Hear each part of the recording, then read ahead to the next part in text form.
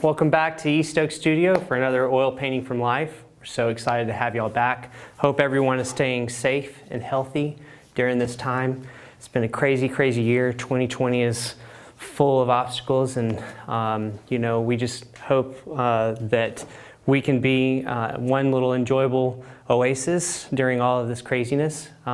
We're so excited. Alex and I tonight will be painting. And we have a fabulous model this evening, Craig.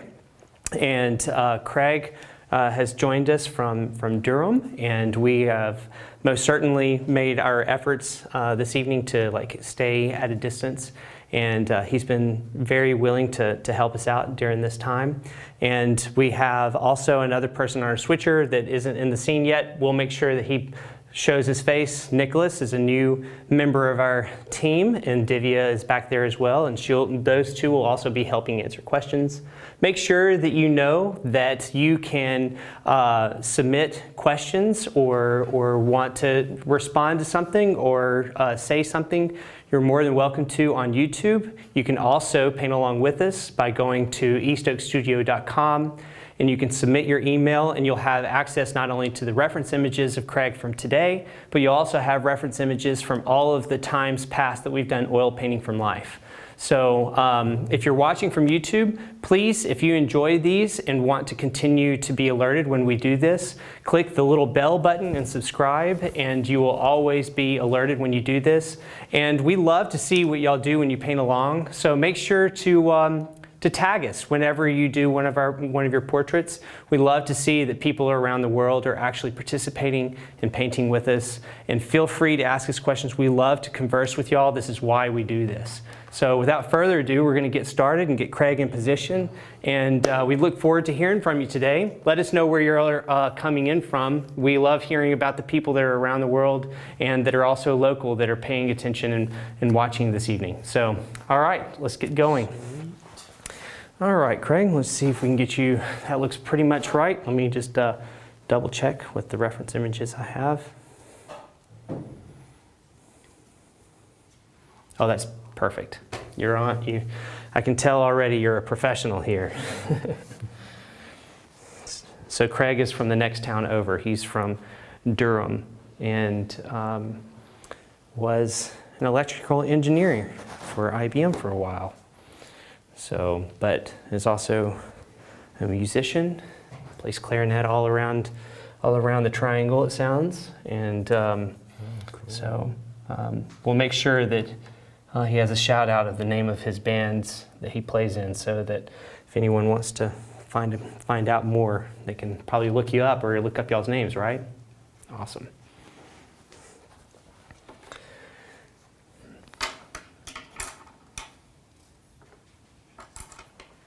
All right.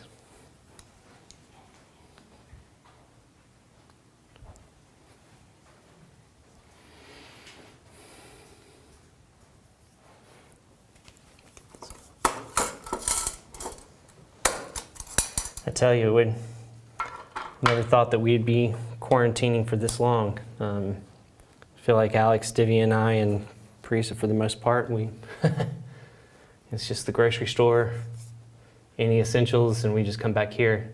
It's not too different from our normal lives, though, is it? Yeah. Somehow still feels different. Yeah. It's almost like the fact that you don't have the liberty to really kind of go out or feel like you have the liberty to go out, that you feel restricted, even though most of the time you're like, this is what I do on a normal basis.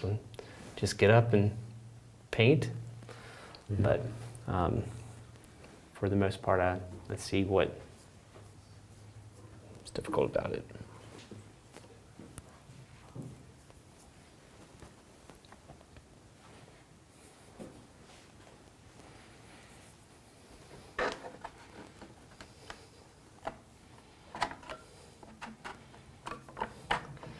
So everybody that's out there that's watching, we'd love to know how you are coping with staying at home, or if you just decided that you will no longer stay at home because you just can't handle it. I think there's a lot of people out there that are getting cabin fever.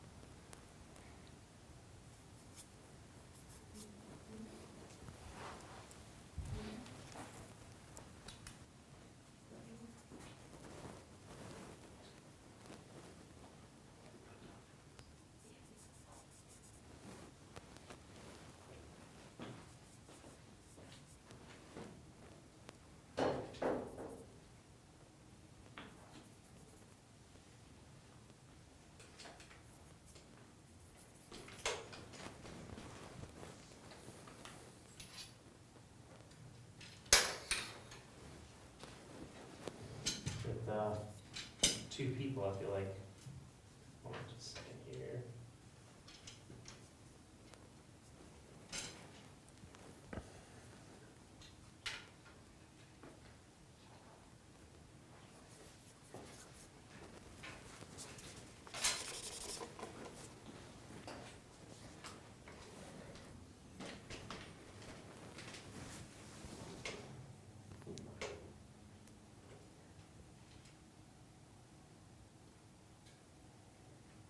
Liz Gridley says, coping better than I was a month ago. Painting routine has helped a lot. Awesome. Yeah, I tell you, the one beautiful thing about painting is that, you know, you can kind of do it anywhere. And it's really nice to know that we can be at home doing all the things that we're recommended to do and still be able to paint. So it's kind of like one of our saving graces, isn't it? It's great. Yeah, it's really nice. I thought that it would make me want to paint more, the fact that I'm forced to be inside, but not necessarily. Yeah.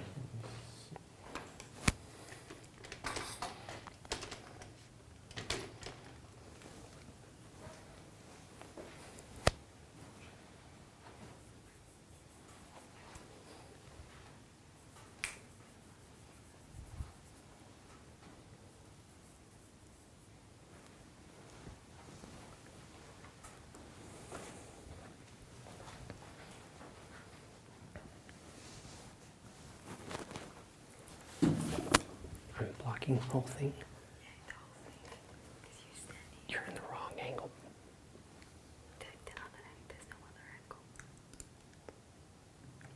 Oh my gosh.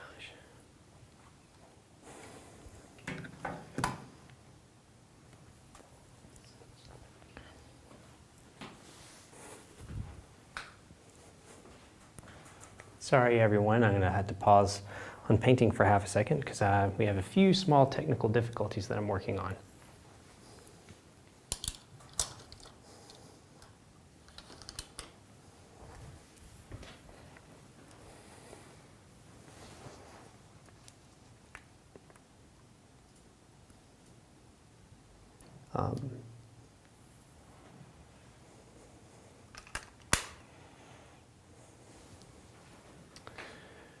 Turn it on mute. The whole thing. We're going to just give us 2 seconds because we're going to turn everything on mute because there's a camera angle that doesn't seem to be working properly. So just give us a little bit. We're going to put it on Alex while he keeps painting. And but keep asking questions and we'll get back to him as soon as we get the audio back up and running.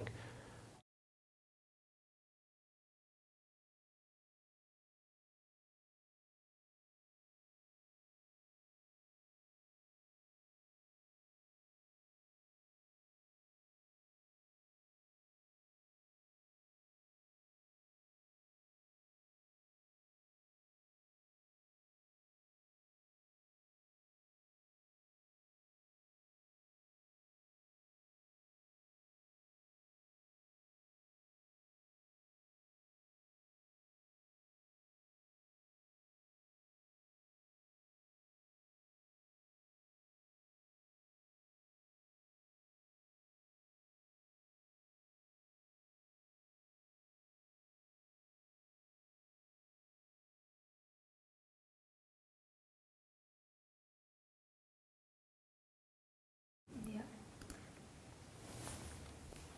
That's my angle. Yep.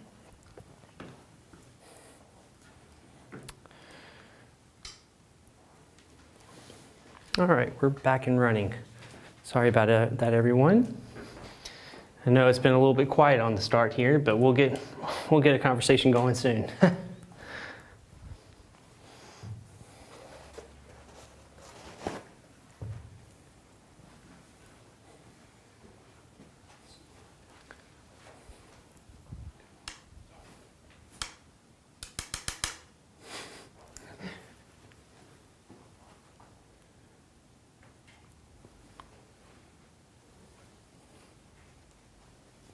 All right. It's funny, as sort of the film guy and the painter, I always feel like the first session I'm kind of like running behind to make sure everything's like going right first. So that's the excuse you're going to use? Yeah, that's my excuse that that if this goes south, I couldn't get to it because that first 2 minutes. Exactly. Speaking of, I'm going to go ahead and wipe out this. Move him over just a hair.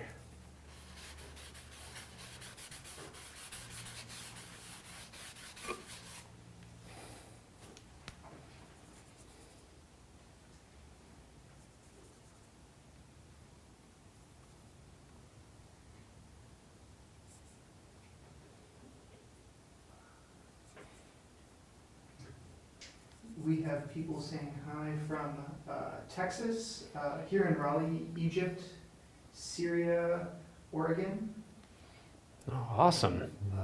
Liz Gridley is wondering what restrictions are here in East Oaks in terms of the lockdown.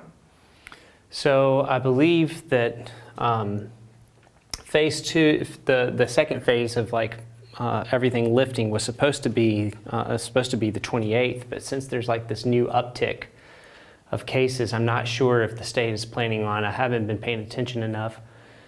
I don't know if they're planning on opening or not. I know that the fitness gyms that I'm a member of are still not planning on opening. So at first they were, and I think they have changed their mind since. So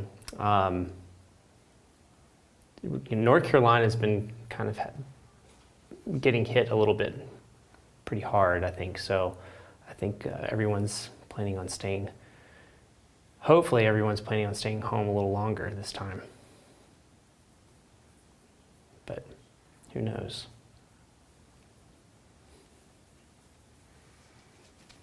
Yeah, no one at Home Depot seems to care. Yeah, that's true. I went to Home Depot and no one was wearing any masks whatsoever. And I like washed my hands 6 times, wore a mask the whole time, just in case. Make sure at least I was doing my part.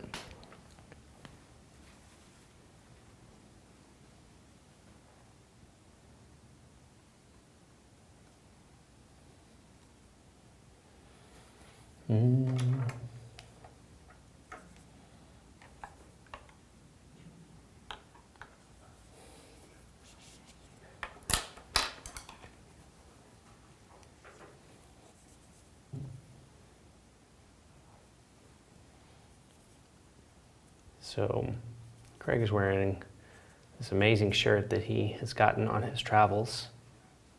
Sounds like he does a decent amount of traveling. And on the break, we'll have to have him tell us exactly again what country he got it from. But he brought multiple shirts to wear, and I was like, the one you got on, that's perfect. Yeah, it's pretty awesome. So makes me want to well, I was going to say makes me want to hop on a plane, but maybe that's too soon. Your private jet shouldn't have that many. Oh yeah, my private jet, that's right. I'll fuel it up. We'll head out tomorrow. Everybody good with that?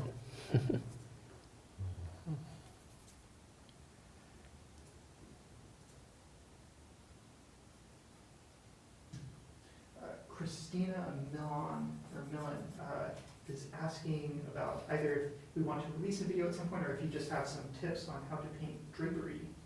Ooh. And they also say hi from Barcelona. Oh, that's awesome. So many places. Barcelona.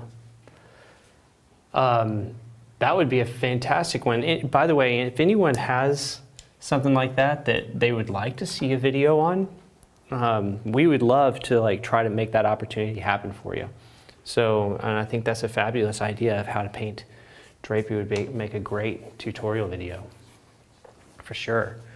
So we don't have one up on the horizon yet, but I most certainly will put that in as a request and an idea. So to answer your question on that, Alex, you want to talk a little bit about how you paint drapery? Just so I don't hog the entire time.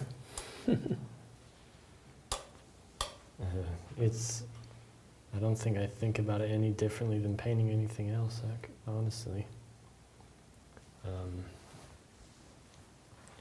Like stepping back, looking at the drapery behind his head. Mm-mm. It's like such a reactionary thing. Mm-hmm. It's not like a set formula, but I mean, the same way I'd paint a peach or a person, I would attack some drapery the same way. Just being really careful to think about the forms underneath.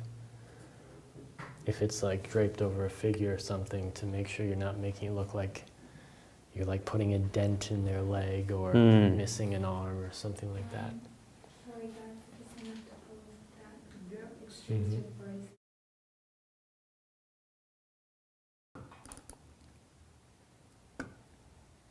Okay, so. All right.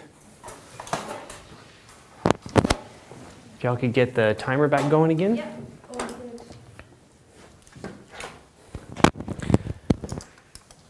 Thank you everyone for y'all's patience. Sorry about that.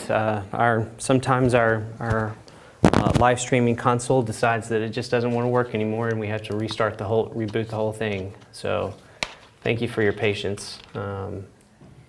We'll get back to it. All right.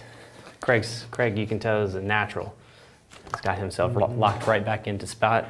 He knows how to do this.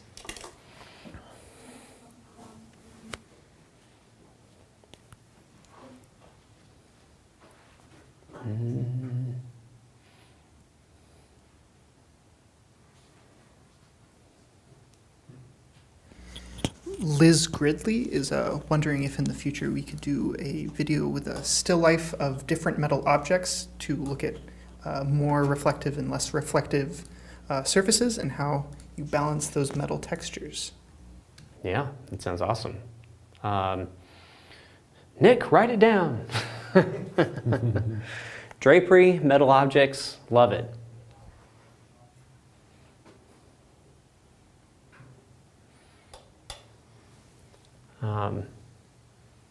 Maybe sometime in the future, Alex and I can even do like a painting from life, but it'll be some sort of still life where we can talk about just that kind of thing. Yeah, that would be interesting. Because yeah, I've seen some things where it's like very specific when it's different things. Painting metal, painting, you know. And I guess since I learned or taught like, kind of learned at first in somewhat of an impressionistic way. I sort of just attack everything the same. Yeah. Just, yeah. But I'm sure someone out there can teach it real well. I think even in the Solomon J. Solomon book, he says he has a bit of a section about like metal, stuff like that. Oh yeah? I obviously don't remember that part. Sometimes I find myself like needing to read things like 5 or 6 times before it like sinks in fully. Oh yeah. So I totally get that. We have a question. It is directed towards Alex, but I guess either of you or both of you could answer it about how long does it take to finish a painting? And they say, greetings from Mexico. Oh, nice. Awesome. Well, it depends on the size of the painting, how many figures are in the painting, or if it's a still life, how big it is. So, like medium-sized painting, like, let me think, what a medium-sized painting is. 24 by 24. Something, yeah, medium-sized painting that only had like one figure on it and probably didn't have hands and feet and everything. I try and finish a painting within like 2 weeks. But I had, for my last show, a very kind of tight time constraint that I had to do a lot of paintings. So I had to get them done in 2 weeks, and then some stuff like still life would just take a week, which would help buy me time on the more complicated things if I needed 3 weeks. But I'd say usually around, like, depending on what it is, 2 weeks to a month. Like I just did a painting with 2 figures, and they both had hands, and there was feet, and a bunch of, you know, they both had wearing shirts with drapery and the, like, skirts, so that took about a month, I think. How about you? Yeah, if I'm working solid on it, that, you know, obviously we've talked about this before, but typically because of the nature of what I do with both e-stokes and that and painting, my time is split. But if I have full time to work on a painting, usually a 3/4 painting will take me about 10 days to 2 weeks, and then then a different painting that's like a head and shoulders will take about 5 days if I really give it my all, you know, and then I do live sitting sometimes that will take 3 days. So, and I'm most certainly not, for the most part, an alla prima painter. This is much more for like practice and enjoyment and being able to interact with our following and people around the world. But yeah, typically I would say a head and shoulders, if I'm giving it my all, it's going to take about that long.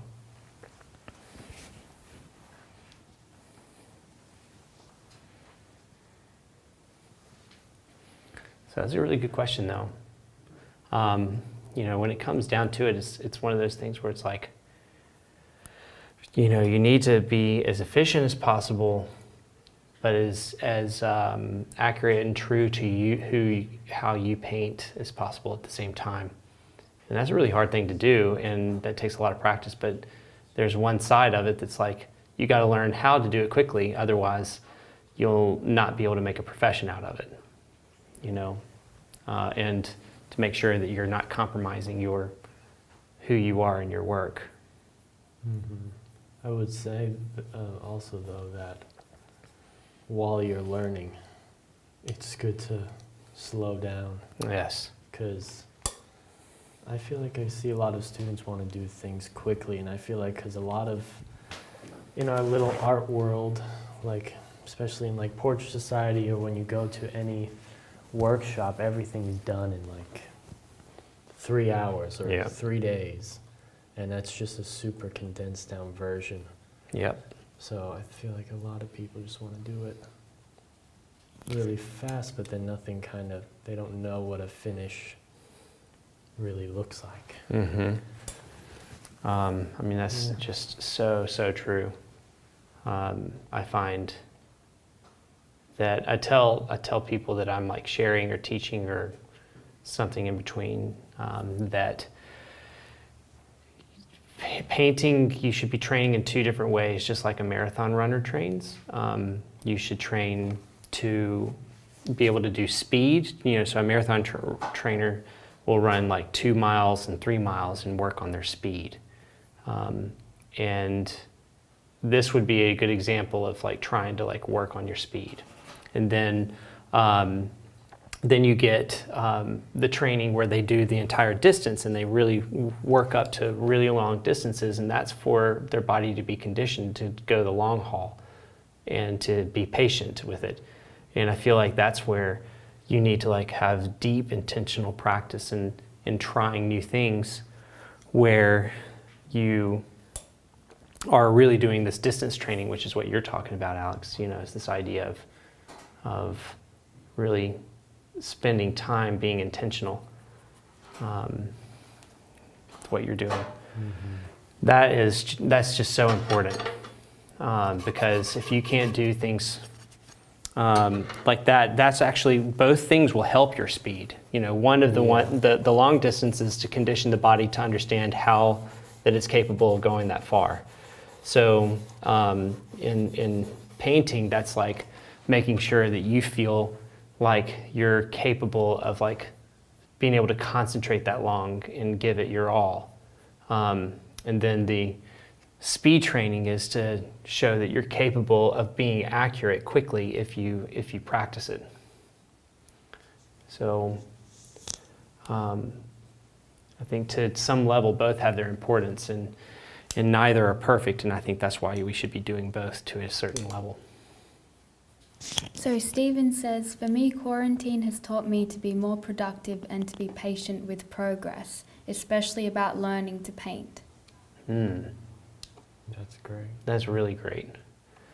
Yeah, so everybody tell us more about what quarantine has taught you, and tell us about the silver linings that quarantining and the COVID has, because I feel like for every cloud there is that silver lining, right? So I'd love to see what positive impacts maybe it has been that you've been able to have intentional time with your family, or maybe it's that you've been able to do those extra projects. Maybe it's that you're like, I'm going to pick up painting because I have time to, Liz Gridley says, coping better than I was a month ago. Painting routine has helped a lot. Then Mustafa says, coping, just watching my belly growing. Yeah. That's awesome. That's so true. A lot of people are watching their belly grow right now. Alex, someone says, how long does it take you to finish a painting? And greetings from Mexico. Wait, we answered that one a minute ago. So.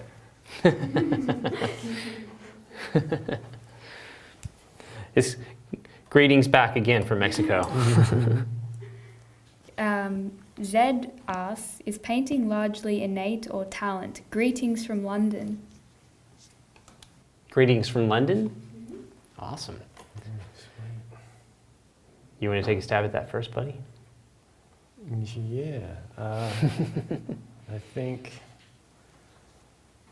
talent is, I like basically just treat, when I was learning how to paint, I just basically treated it as if talent didn't exist. And to a certain point, I kind of don't believe that it exists, because the amount of hours that I've put into painting every single day, like I treated it like a job. Every day I was learning how to do it. If I spent that many hours trying to be a ballerina, I'd be a damn good ballerina. Yeah. So it's like, or anything. So that's how I feel about it. I think it's totally just hard work, and you have to have a passion for it, or else you won't want to do the hard work. But so some call the passion part talent, I guess.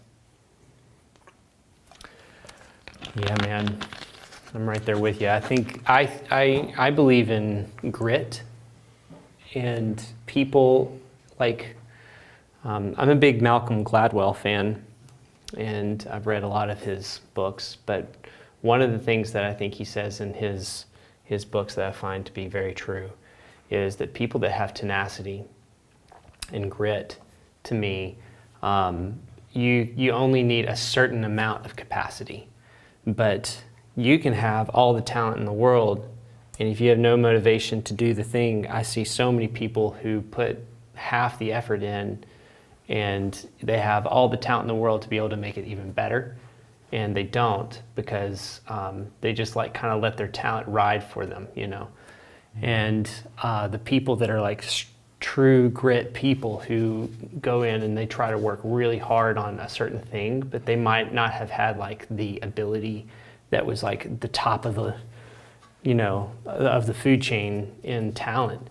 I find that they actually get much further in their career and have produced much better work because they have the ability to like power through all the hard times and actually do the discipline that it takes to make something work, So think there are people that are just more skilled and learn more quickly in a field, but I'll bet on the person with true grit 10 times more than I'll bet on anyone who has just talent. As far as them being successful and being an incredible painter. So L'Oreal Redifer says, does East Oaks offer on-site classes or workshops during normal times, or are you a virtual studio only? Hi from Wilmington, DE, keep up the excellent work. We do offer every now and again workshops that are local. We haven't lately because we've been working so hard to make sure that we provide a lot for our virtual following. But that is to say, we most certainly think that there's opportunity to. And in the future, I think we will do more of that. But so stay tuned. Be a part of our email list, and you'll find out when we do offer something like that.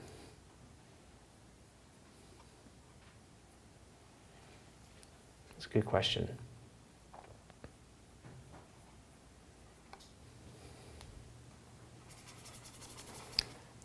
Aisha says, how was your start, your beginnings with paintings? Tell us more about it.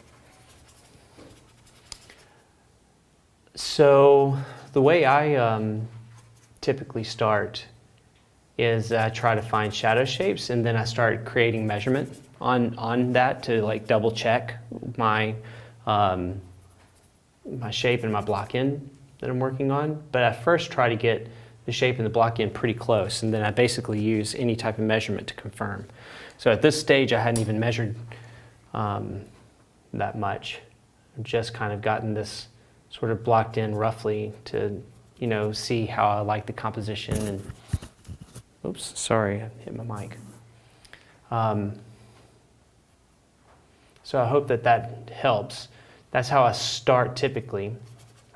And then you'll see, you'll see how I end up adding, and this is more of an alla prima format, so I'm basically just like expediting what I do on a normal basis.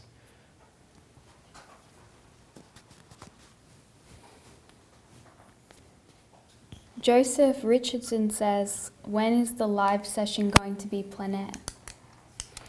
Oh, that's a great question. We would love to do plein air. The only problem with that is light shifts really a whole lot while you're filming, and it really affects the film, like film quality. And so we haven't quite figured out all of that out. And the other thing is that whenever you're working remote, we have to have an internet access.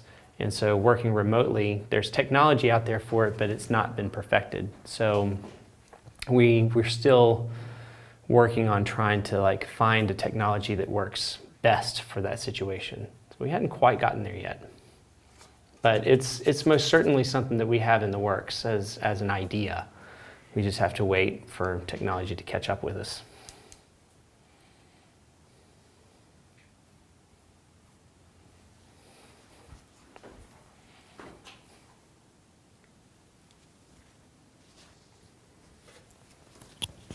So what do you guys think are the downsides of being a painter? So this was interesting. We were looking at, I was looking at Instagram today, and I was looking at the academic paintings, no, academic artworks. And they had on their live, or their story, the question, what are the downsides to being a painter?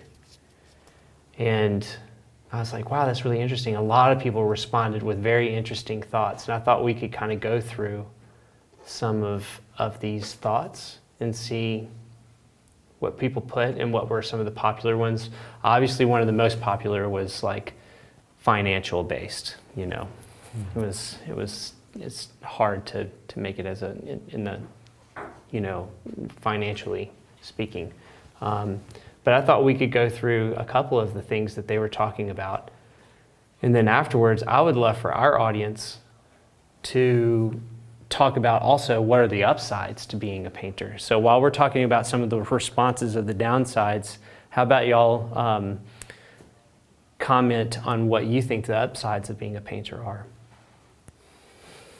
So how about, Divya, how about you read out like 3 of the ones that are on there and we'll kind of talk through them. So one person says, the downside of being a painter was loneliness, but I know it doesn't have to be, but that's how it is for me. Loneliness? Loneliness, yeah. So boy, have I experienced that one. I chose the wrong profession as an extrovert.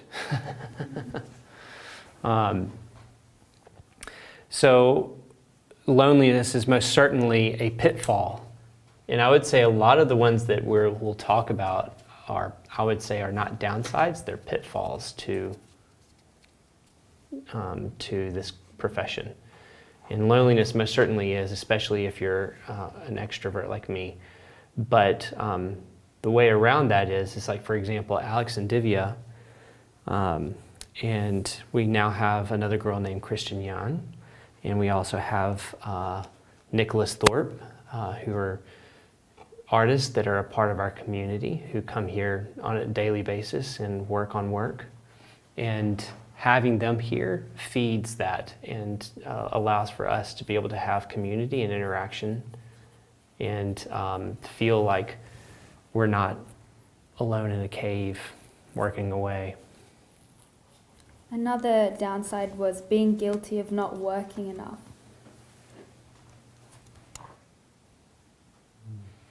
I am guilty of that one. Yeah, same here. You know, I think that is, anybody who is their own boss and is an entrepreneur, you don't get to leave your job at the office. There's always this feeling that if you're not painting, then you feel kind of like a schmuck that you're not being responsible with the gifts and the talents that you're given.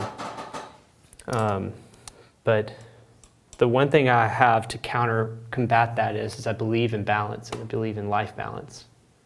And spending time with family or friends is just as important as your profession and actually feeds your creativity. And so I would say that you must make sure that mind, body, and spirit, that you're keeping your body in life in check. Otherwise, you'll burn out as a painter. One more downside was being extra sensitive and observant. Also, everyone thinks they're an art critic. Alex, you want to take a stab at that one? I feel like I'm talking a lot.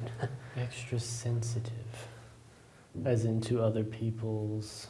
No, I think probably your own extra sensitive to people's criticism to your own work is what I would think that means. Yeah. I can read another one out. No, I don't know. It's an interesting one. I guess I just haven't... I don't know. My mom always told me it was great, so... How much time we have left on this session? We have 2 minutes. As an instructor, it's most certainly a thing that, it's quite a vulnerable place to put yourself in a position for someone else to give you constructive criticism, and it's really hard. I always say that you have to approach with the compliment sandwich idea, because we are our own worst critics sometimes, and we can get really down on ourselves. And so what I say is that if we're starting slightly to the left of what should be a neutral understanding of our work, of being a realist about it, not optimistic and not pessimistic about it, then I feel that if someone came and gave you criticism without giving you any positive interaction first of saying like, this part's good, now we need to work on this part, then like you're just putting them down so far on the negative scale that they might spiral into a pit of despair. So what I have found is that I like to give a response that is positive on something that I do see that they've done well, and then go to something that is more critical. And then finish with something that's positive again. That like, you're still going on the right track though. We just need to like fix this area.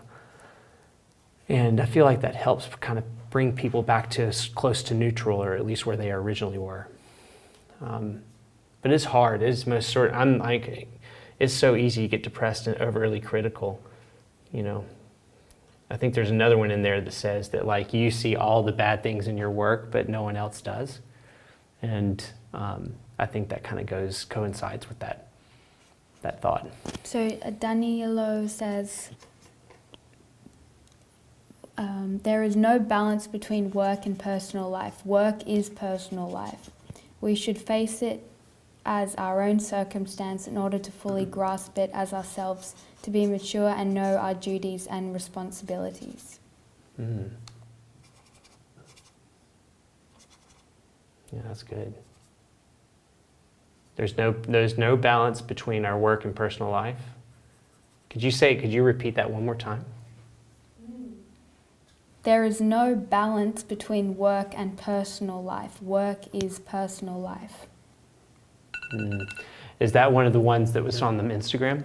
No, someone just commented. Yeah. You can have a break. All right, it's time for a break if you want it. Do you want to keep going? Keep going. We can keep going. All right. Yeah, Let's keep on rock and roll. It's so easy to be out of balance because it's so easy to make your work your life and your life your work. But I believe you can create balance, because I do believe it sometimes that I have created my own balance in my life. So, yeah. So what paintings are you both working on at the moment? I am just about to finish up a commission of a little boy in Mississippi, and about to start on some commissions here in Raleigh.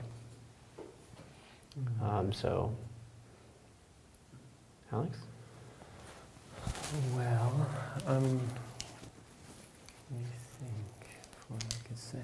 Well, I'm working on a bunch of stuff, but so there's some group shows coming up that I'll be a part of. So I've done some work for that, and then just for shows in the future, I've been working on stuff. You just don't ever stop working on it, but I'm just basically figurative work. I don't want to give away too much of the idea or whatever, because I want to kind of save that till I show the work, but a bunch of figurative work, some just stretched 2 canvases that are pretty big, sort of. They're like 48 inches tall.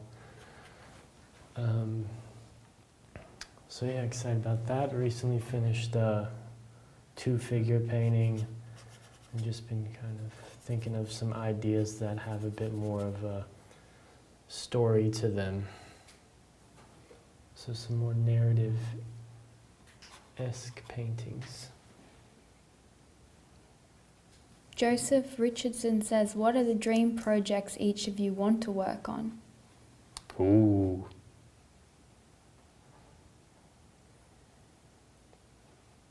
You wanna? Yeah, I feel like to some extent, Alex, you get to work on some of your dreams, which is pretty awesome because you're a gallery painter. So you're able to explore some of your things that you really want to explore. I think that's just awesome. Mm-hmm. I believe that I have several different narrative slash conceptual ideas that I want to work on, and they tend to go around themes of humanity and identity. So something that I've always wanted to do and to be is a painting journalist. You know, kind of this idea of someone who will go to different parts of the world. And it doesn't even have to be different parts of the world around the world, even though I would love that. But it also could be even more local. But areas around that and just paint people and listen to their stories and and just really get to know humanity and be able to be a recorder of humanity. And that's just one part of it, you know, almost kind of like you get to be a documentarian with painting. I've always thought that would be just a dream idea. And one that I've like looked into to try to see how I can incorporate that with all the things that we are already doing and kind of like overlap it. So there's most certainly opportunity to make that happen that I'm trying to work on. But that's one thing.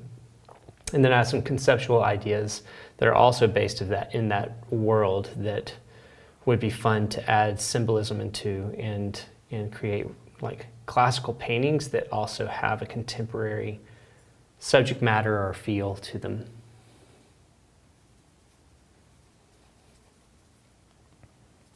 Yeah, man. So yeah, I mean, to a certain extent, I'm doing it. You know, living the dream, painting what I want and selling it. But you know, there's certain restrictions. Like, I think, you know, eventually I just want to be doing some really large works, like large multi-figure works that just require more time and, you know, don't have the time at the moment to do that, but I got a plan that will make that happen eventually. He's a man with a plan. Ismail says, hello from the Bronx, New York. Please tell Lewis this is his best live alla prima drawing I have seen him do so far. Please, Oh, wow. Please Thank you. congratulate him for me. Yay! Woo, thank you. What was his Yeah, name? that's great. Ismail. Ishmael, thank you so much. I appreciate that. Look at that, Craig. You're inspiring me, my friend.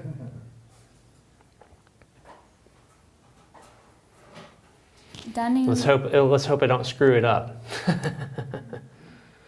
Danileo says, I am myself and my circumstance. If I don't save it, my circumstance, I won't save myself.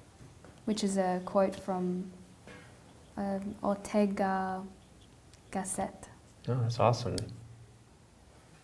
Thank you for sharing that.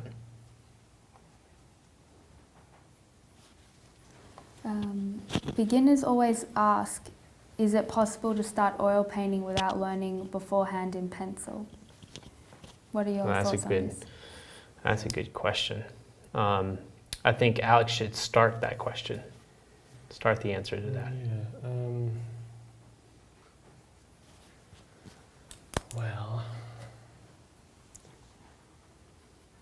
you know, I did before I started like doing realism and oil painting.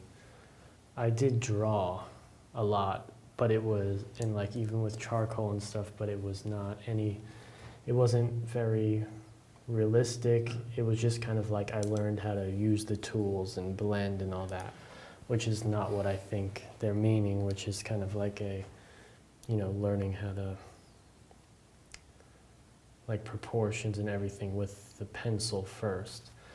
So I mean, I did draw and like know how to use the medium, but for the most part when I learned how to paint, I mostly just jumped straight into painting. Which, you know, has its ups and downs because the whole time for that, I was, learning. I was interested in brushwork and skin tone and all these things that I got to play around with because no one forced me to just focus on drawing, which, I think ends up helping me now. But then there's certain times, like right now, if I practiced drawing more and proportion, I'd just be having a better time and it'd be a lot quicker and to get a drawing and all that. So I don't think it's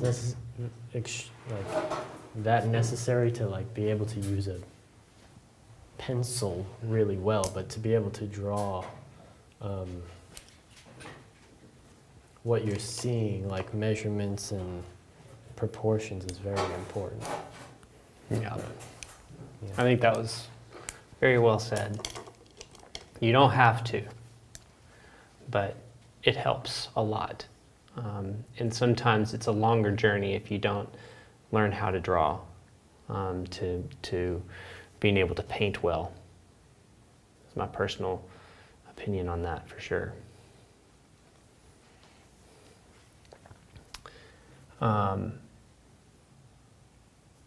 So, yeah, that was a really good question, and I think one that, I think a lot of people want to be like, I just want to paint, and that's a valid thought, that it's something you really want to get to that point where you can just, hey, can I just put some stuff down? I just want to put the brush to the canvas. But if you really want to get good, whether you start off and you can get good at painting later, there has to be a time period where you focus on your drawing if you want to bring it to the next level. This is my personal thought. We have a question. Let's see. Why do you use canvas when boards are so much more archival? Oh, I guess because I said I was prepping linen. Yeah, so right now I'm using a board. And for the most part, I use boards. But I want to use linen because of the way that the effects that I can get with painting on linen. And this has to do with scraping and sanding, which is what we were doing when I studied some time with Odd Nerdrum, and I was seeing that there was just these effects that you're able to get that you just can't get on a panel because it's just such a flat surface. The linen has, all these little textures that come up, so if you scrape something, it scrapes off a top layer, but everywhere that it's sinked in or has sunken into the grooves doesn't get picked up. And the same thing with painting. And there's just a certain quality that I like about that. And I try and make sure that all the materials I use are very good quality and decently archival, but all the great master paintings in the museums are on linen. I'm okay with taking that risk. It's not like I'm trying something no one's ever done before. So if I really thought it would be that much of a problem, I wouldn't try it. So Yeah, that's a good thought. I'm for the most part right now primarily paint on panel two. So, and I actually enjoy the surface. I do miss sometimes painting on Clausen's 13. I had a surface I really enjoyed. It was textural and had a particular sensibility to it when I would, wipe with it and add to it and all that kind of stuff. So, so I do wish that sometimes that I was painting on it, but for the most part, I enjoy working on working on my panel. Yeah, and in every since panel will get you mostly almost 100% where you want to be. There's tons of amazing paintings happening nowadays on panel. It's just, a step to the old masters that I just want to keep Connect pushing to. for, Yeah. Because that again goes to just being what you're. Well, here's one thing: is that when you kind of go through bursts of passion that keep you going, but sometimes that passion kind of dies out once you get into a routine, and so it's also me finding things that excite me and make sure to keep exciting myself. And so little new journeys like painting on linen with me making my own ground, and it's a colored ground, so I'll be able to sand and try these new techniques. It's kind of exciting. So it lights another little fire. Yeah. Corrine Alicia says, did you already go over the colors on your palette? They look a little different, and both palettes are a little bit out of frame, so can't quite see them, but if you want to go over your color choices or something. Yeah, I can go through mine. I basically around the side, I haven't changed my colors in a decent while, but it's cad yellow, cad lemon, and then a cad orange, and then a vermilion made by Rublev. It's a really beautiful red, but very expensive. Then there's alizarin crimson permanent, and I believe that one is made by Michael Harding. I have manganese violet, and I like that better than cobalt, even though they're very close to the same thing because it has more powerful tinting strength. I have French ultramarine blue, cobalt blue, viridian, a small amount of sap green that I rarely touch, and then I have transparent oxide red, burnt sienna, and I have transparent oxide yellow. Did I say burnt sienna? I meant raw sienna, and then raw umber and black, and that's ivory black. So my palette is raw umber Old Holland, ivory black Old Holland, ultramarine blue by Rublev, cobalt blue by Michael Harding. Then I have a cobalt violet, that's Old Holland, permanent alizarin by, I believe it's Michael Harding. Then my transparent oxide red is from Rublev. Naphthol red from Michael Harding.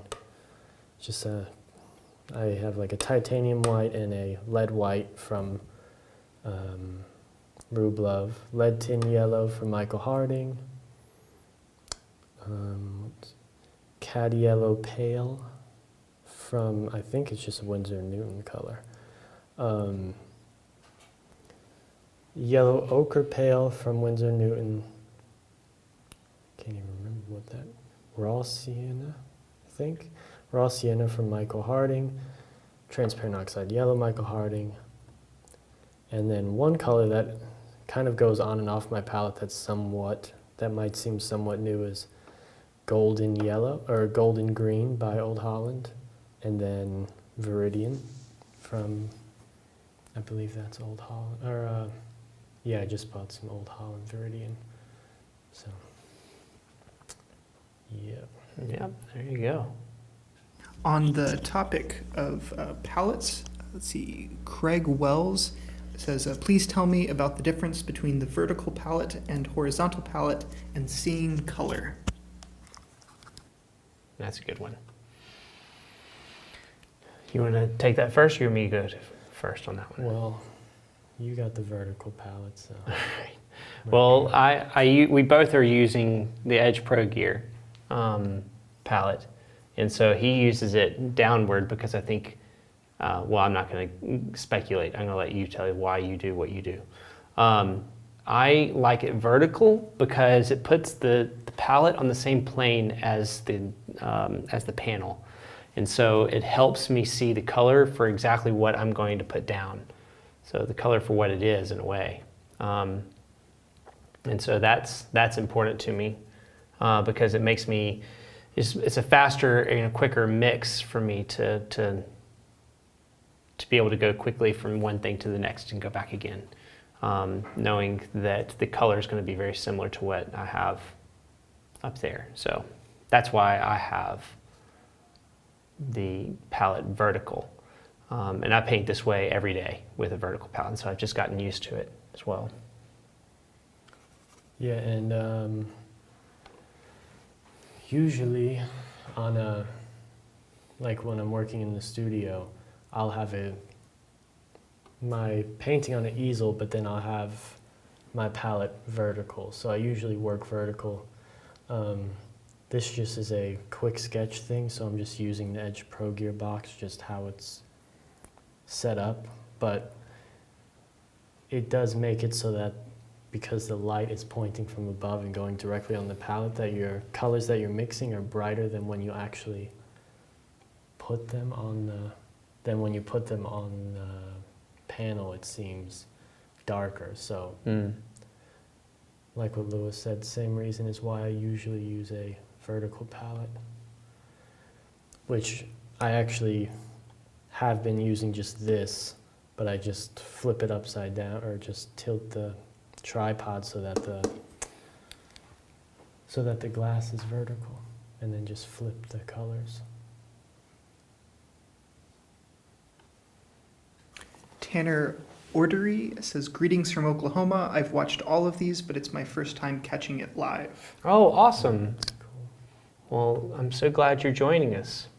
Let us know if there's any questions you have.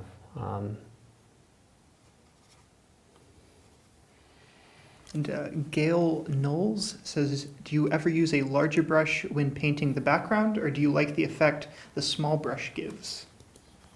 I'm assuming she's talking to you about that because I used a decent sized brush for mine. Well, I tend to use a brush that's not too large, because I do like to kind of scrub the paint on, and which, the larger in scale you go, it would be really annoying to use that small brush to fill in like a huge space. But so the larger the area is, I'd use a bigger brush. But if you're thinking the size is small for this painting, yeah, it's just because I like to kind of take a brush like that and smear it around, because I like the way it shows the background through. I always try to force myself to use larger brushes. I think that one of our tendencies as just artists, it seems across the board, is that we tend to go to a smaller brush. But I found that one of the reasons why is that we feel that it gives us more control. And in fact, Divya and I were just talking about this. And while it feels like it gives us more control, sometimes it actually makes our painting feel more contrived when we use a smaller brush. And there's something about using the large brush that helps create natural movement in your work that sometimes a smaller brush loses. So, and this is a battle I fight all the time. I am not one to say that I have been able to conquer it completely. So. Lewis, just curious, are you using a rosemary brush today? It looks a bit different. No, I'm not using a rosemary brush today. It was funny because I was really hoping for Portrait Society to come, and I was waiting to buy brushes at Portrait Society. That's typically what I do. I buy kind of a whole pack and use them through the year, and then I wait for the next conference and I buy a whole nother pack. And so I have just resorted to going to our local Jerry's Artorama and picking up brushes. The one I'm using right now is a Princeton Filbert short right at the moment. I've actually gotten really into using filberts lately because I like the control that you have by the sort of the calligraphic control that you have with them. Do you like that word, calligraphic? Yes, it made you sound very smart. Yeah, exactly. Very sophisticated. I'm guessing that has something to do with calligraphy. Yes. I would have loved it if you said it had something to do with calligraph. Has something to do with calligraphy. Calligraphy. Liz Gridley says, have either of you used synthetic bristle brushes for oil as opposed to hog bristle? I'm using Neef and Art Spectrum, but I don't think they're common in the USA. I've never used Art Spectrum. I believe what I'm using right now is a synthetic mongoose at the moment. And their particular version of it is really great. It has a nice bristle to it. So I've enjoyed it. I would say most of my brushes are synthetic. So, but I do like a hog bristle brush, especially when I'm doing like the underpainting. I like the control, the form of control it has. Yeah, I think every brush that I've been using is synthetic, but mostly soft-haired brushes, except for when I'm drawing things in, which is a ivory long. Would you like to take a flat. break, Craig? Yeah. All right, take a break. We're going to take like a 5-minute break, everyone.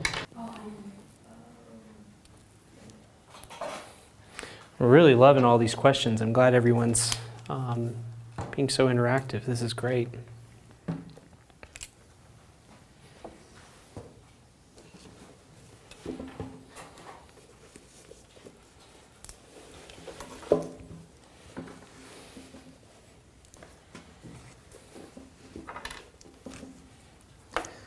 It's funny because I typically paint in layers and I paint relatively thin, so I don't need that much paint. And then when I'm painting alla prima, I'm like, whoa, I didn't put enough. I have to like throw some more paint on there. Michelle Brash asks, Lewis, do you tend to start the first layer of color in a portrait on the forehead? If so, why? That's a really good question. The reason I start on the color on the forehead is because I like to set a standard of form across, and it's the closest sphere that we have on the piece. And so I can like find the light direction and know exactly how, it kind of keys the painting for me of how I'm gonna go throughout the rest of the painting. That's why I do that. It's a really great question though. I recommend, if you have a hard time figuring out where to start, that's typically a good way to start. I mean, there's other forms of doing it too. You can like work your way out of the shadow all the way around and pull it over into the light.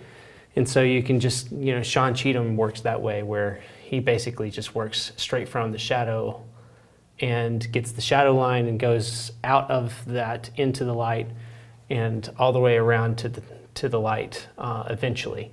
But personally, I like it because it sets the stage for me. So you don't just render out the pupil first thing? Yeah. Christina Milan says, do you think working together has influenced in some way, let's see, in your own work? What have you learned from each other? Oh, absolutely. Most certainly has influenced my work. Having Alex and Divya here, and the great thing is there's this cross-pollination of ideas and things that people are doing, and it really makes for great collaboration and inspiration. It's kind of like you get this positive feedback loop of inspiration and almost like a healthy version of competition. Like you're inspired to be better because you see what the other ones are doing. Alex is just so good at balancing color in his paintings, and it most certainly has inspired me to push to balance the color in my paintings even better. Thank you. Yeah, it's definitely that. Like right now, the kind of what's the word? Not students that are here. Interns-ish. Intern-ish students, whatever, are all working on drawing, and Lewis is really. I've just kind of in the background been hearing, drawing lessons, and it's just so that in itself is making me want to draw more and even become like a little drawing student for a little bit of time, just to like sharpen up my skills, because everybody in here has just been doing so awesome with their drawings. Yeah, it's really cool to see. And yeah, little stuff like that just happens all the time. Someone will be doing something that just kind of sparks an idea in you. Yep. Joseph Richardson, he asked, have any of you painted a portrait of a fantasy character, like an elf or dwarf from a book or movie? Oh, I think that Divya needs to get on the mic and talk for a second. Get on the mic. And I'm dead serious. I think you should answer that question, Divya. Talk about like how you're inspired by and who you're inspired by, and kind of what direction you want your paintings to go. Or not. I guess I think Alex is good at that one. I'm what? You want me to answer? If you don't, I'll answer for you a little bit. Yeah. Okay. Divya, one of her favorite painters is Waterhouse, and she most certainly is inspired by that kind of feeling, the environment and sort of that universe of fantasy. It doesn't necessarily mean that she wants to paint elves and fairies all the time or anything like that, or create a world that feels more illustrative, but I do think that she is inspired by the spirit of it, and so she wants the work to almost feel like it has a bit of, and she'll have to correct me, but has a bit of an otherworldly feel, but still connects to our reality in a way that allows the viewer to feel connected. So I hope I did a good job of at least getting close to expressing how what she's working on. But her figures are figures that just look like normal women in like sort of wooded environments, and they most certainly feel like this could be any girl, but they also have a little bit of this feeling like it could be almost a bit of elvish, or set in a particular, not even time period, but sort of universe and feeling in the work. So, I'll speak on behalf of her that I think that she's the one that's pursuing something that has that feeling for sure. Yeah, I think that was pretty accurate. Yeah, you want to clarify for me, Divya? Make sure I said that right. No? Okay. Let's see. I think that was correct. I feel like the otherworldly sort of atmosphere, almost like a light mysticism to it, is a really good way of putting it. I feel like a lot of paintings that we all like have like a slight feeling of that, like sort of, Alma Tadema, Waterhouse,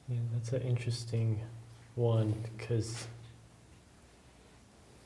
I was listening to a podcast of Colleen Berry, and she does exactly the opposite. She like limits her palette for the first pass and just worries about drawing and form and just modeling, and then worries about color the second layer. And you know, her paintings are pretty good, so Yeah. it's not a rule, but more of a what's the word? Just one kind of guideline. process. You could just one way of doing it. I don't know. I just did I'm working on a painting of a figure in sunlight, and I realized the first time I painted it was too. The chroma was too low, so the second layer I just did was higher chroma, and that seemed to work fine. But I'm sure in alla prima painting, there definitely is probably a tendency where the more paint you put on, the grayer it gets. But Yeah. I think that what makes the beauty of painting is that you can set your own rules and standards, and so if you're trying to achieve something like trying to like make it not gray, and there's a technique of trying to make it not gray, I understand that, but you also can say, hey, I don't want to do that. This is the rules that I want to set for my painting, and that will most certainly dictate a bit of the style of what the painting looks like once you're done, you know. So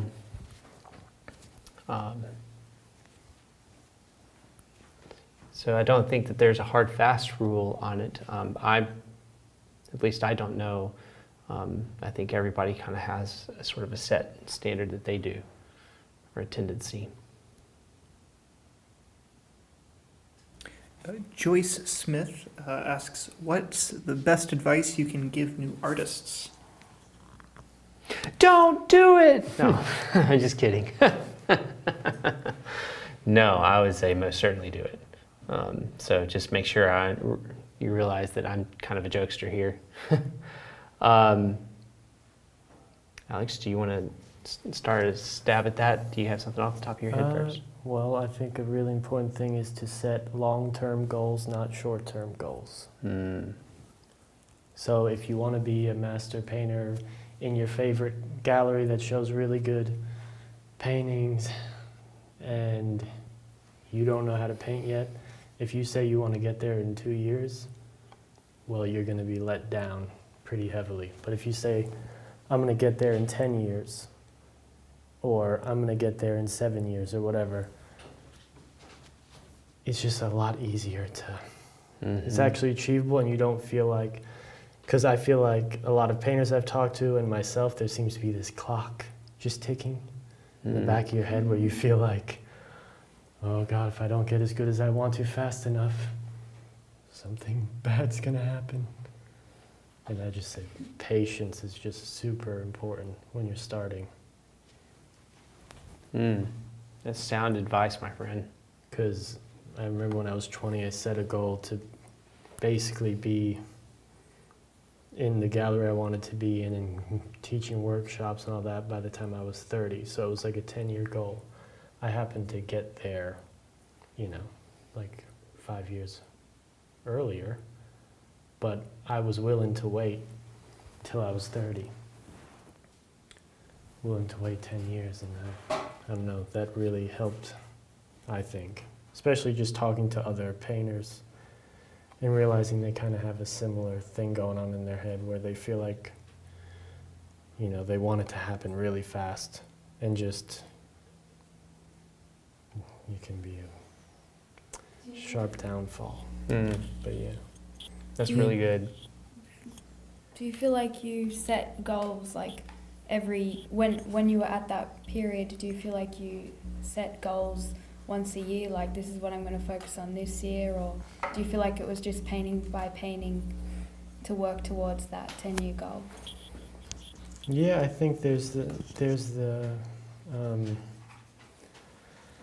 overall big goal, And then you have to kind of sit down with yourself and ask, you know, okay, so what do I realistically have to do to achieve that goal? And then, you know, you kind of just start maybe looking at how, I mean, every artist that you like had some kind of a journey, so you got to look there, see like what steps they took, and a lot of it just has to do with what steps do you have to take to get to your skill level to the right level, because I tell you, I didn't do any marketing, I didn't do any like scheme to like try and get well known. It was just, I made a painting, I posted it. I made another painting, I posted it. And eventually, galleries thought the paintings were good, and they contacted me.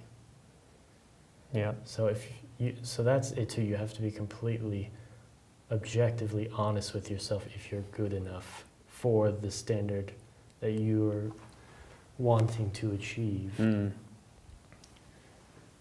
So that would be. And Lewis, after you sort of got out of the studying years of GCA, where were you at?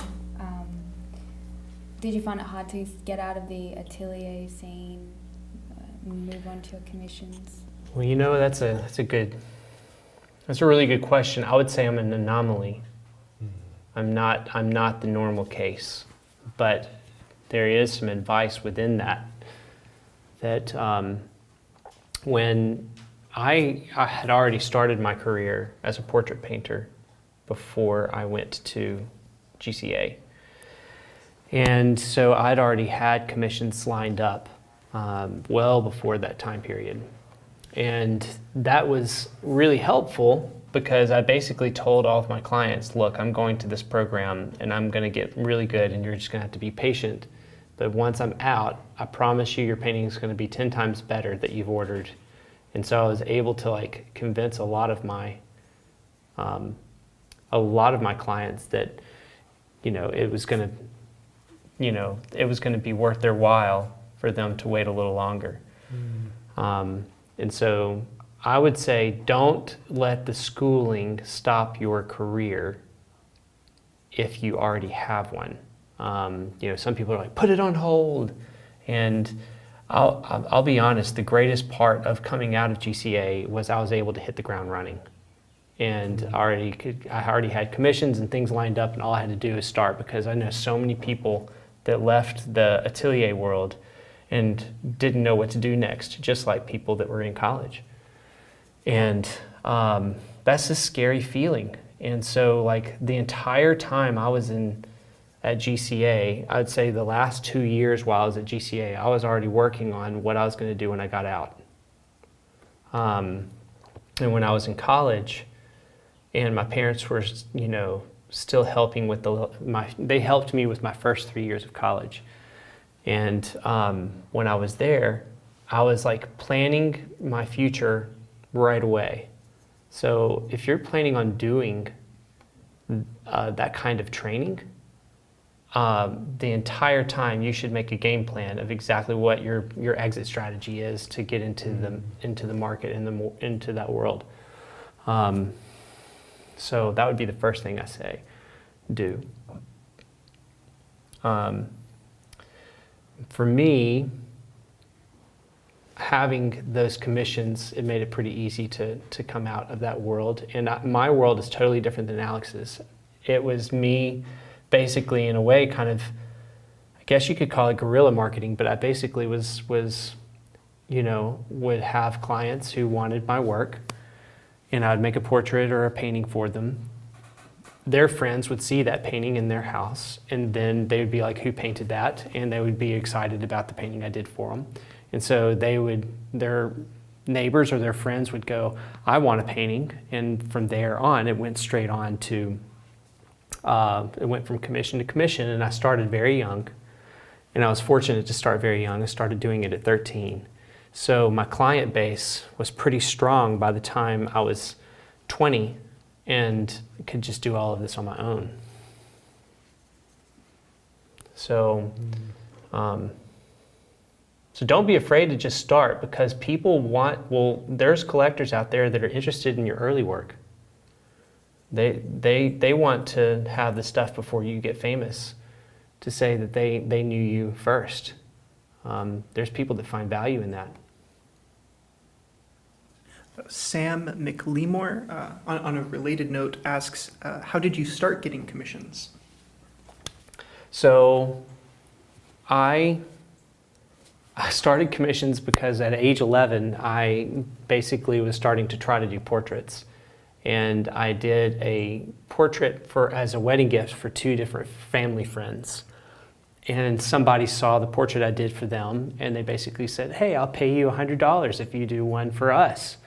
And so I did that for $100, and at the age of 12, that was a lot of money, you know. So I did that, and then like somebody said, well, I have a dog. Would you like to do a painting of my dog? And I did a drawing. But at that time, it was drawing, and so I did a drawing of their dog, and that was amazing. And I made another $100, and then like that kept happening. And so it was just like literally, I started with gifting to people, and when I'd gift, oftentimes that would turn into another commission. So that's kind of how it started at the very beginning. And then as I got more commissions, I raised my price. And when I raised my price, I would start getting a little less commissions, but then I'd get better, and then all of a sudden I'd get more commissions, and then I'd raise my price again. And so there was this long period of me just like raising prices, getting better, raising prices, and people responding.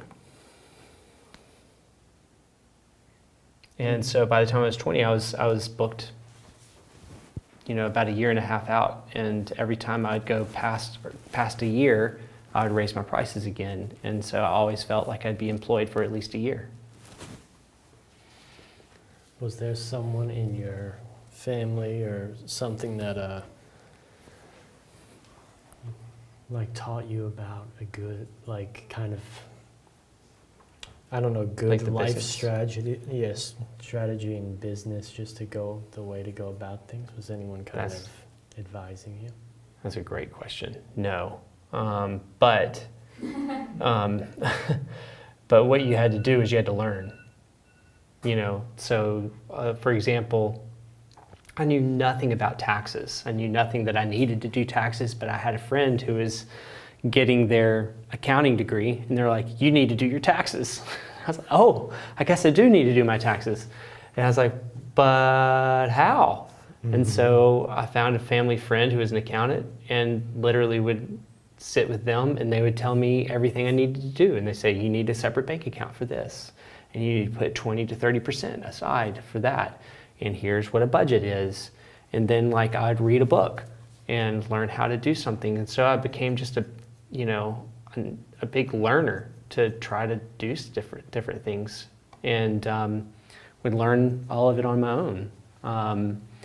Now, I say this, but it was a lot of help with a lot of people, but I sought those people out that were experts or people in that field that I felt like would give me the time of day and tell me what I needed to do.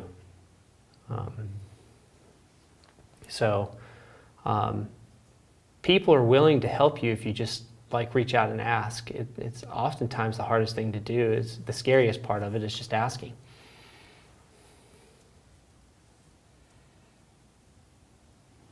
By the way, that was the time for the model. Oh yeah, would you like to take a break, or you want to keep going? That's okay. Okay. I tell you, Craig is an incredible model. I mean, he is just like a statue up there. He's done so well.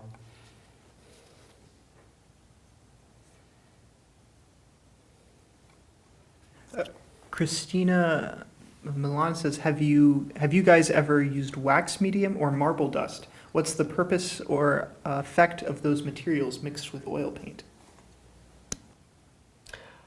Have you used marble dust? Nope. I haven't. I've actually wanted to experiment with it. I most certainly have never used the wax material, but it always sounds very interesting, and I think it's incredibly archival, if I'm not mistaken. So like, it's up there with like egg tempera, I think. You would have to ask George O'Hanlon, who is the owner of Rublev Company. He'd tell you in a heartbeat. And I know he probably sells would it. Answer you. He seems to answer everybody Yeah. that has a question. He's really good about that, of like answering people who have those kinds of questions. So I would go onto the Natural Pigments website or the Rublev website and ask him that question. But wax seems very, very interesting medium if you want to give it a go. Egg tempera is another area that I've thought would be like super interesting to try out that I haven't yet.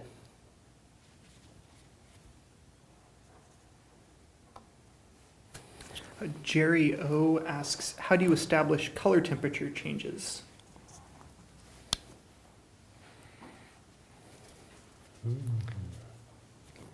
I see them, and then I paint them.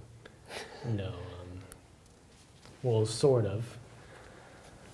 But yeah, it's kind of like a combination of your visual, what you're just seeing up there. I'm seeing a lot of kind of these reds in the skin, and then a lot of these kind of cool green, blue grays. And then also just hearing little things like, as the light falls away closer to the shadow, it gets less chromatic. And in paintings, you see that when the light is kind of tipping away and going towards the shadow, it could even get a bit cooler, like a blue or a green. So knowing those things, as well as looking at the model and just seeing that information, is just a combination of how I see that. And then if my painting does seem to, let's say, seems too green, then I know I usually have to find more reds. Or if it seems too red, I need to find more greens. So usually also thinking about the opposite end of the color spectrum to help balance whatever feels off.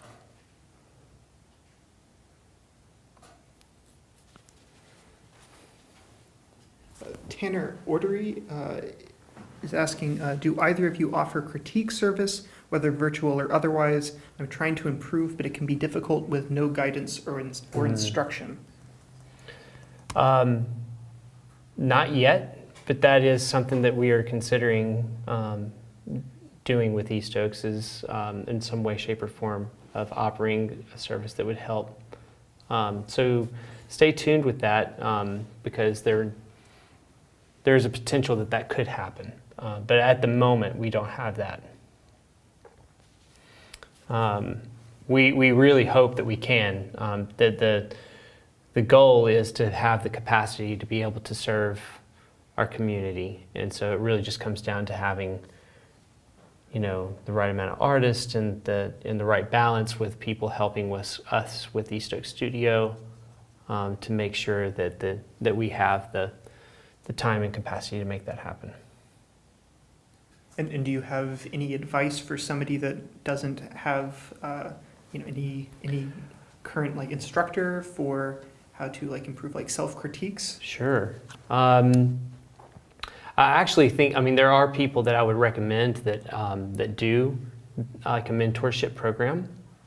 My old partner, Joshua LaRock, has a mentorship program, and he taught me, and so he's most certainly would be capable of giving you everything that you can receive online. Also, Scott Waddell, who is another instructor of mine, has an online service to do just that. So I would check with both of them to see if they have the capacity. They might be booked, it might be full, but you can at least give it a go and see. Yeah, and I bet a lot of artists that are students that you think are really talented, I'm sure a lot of them would love a way to make a bit of money. So I'm sure there's tons of students that are at home right now because of coronavirus that would really be willing to help out. Yeah, that would be a jump to the opportunity. From time to time also we'll do a one-off where where we'll do like a critique and it'll be a part of like a fundraiser or something like that, where you can call in and show, like bring your work or send us your work online if you're far away, and we'll do like a Zoom call and critique the work on there. We've done that before with Michael and I to help artists. And usually the good thing is when we're doing the fundraiser, typically it's helping one of our interns be able to afford, like for us to have capacity for our interns to be here. So, so there might be opportunity for that in the future too. That's a great idea though with students. If there's any students you follow that are coming out of one of the ateliers, typically they're trying to start their teaching career in some way, shape, or form, and they would be super happy to be able to give you such a service.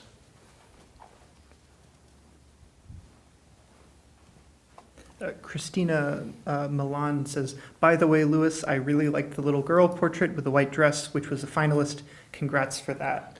Oh, thank you. What was her name? It was Christina. Christina, thank you so much. I'm so honored and so excited. It's one of those like bucket list dream things to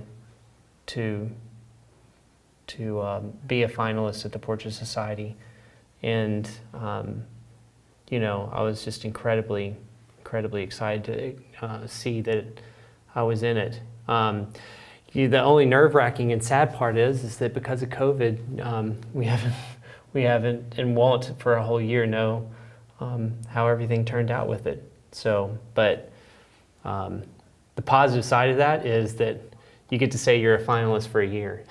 Mm-hmm. But she thinks you're on a high level with that one. With the girl? With that painting. Oh, thank you so much. It's funny how some paintings just have a particular alchemy to them that when you connect with it, and it just everything fits and works.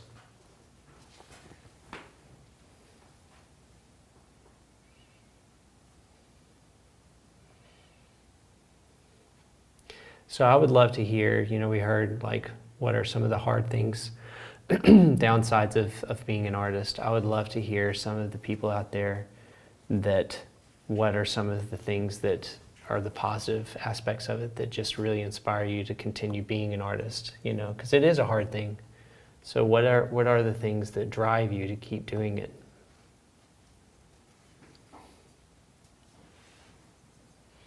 That's what, for everyone out there, love to hear.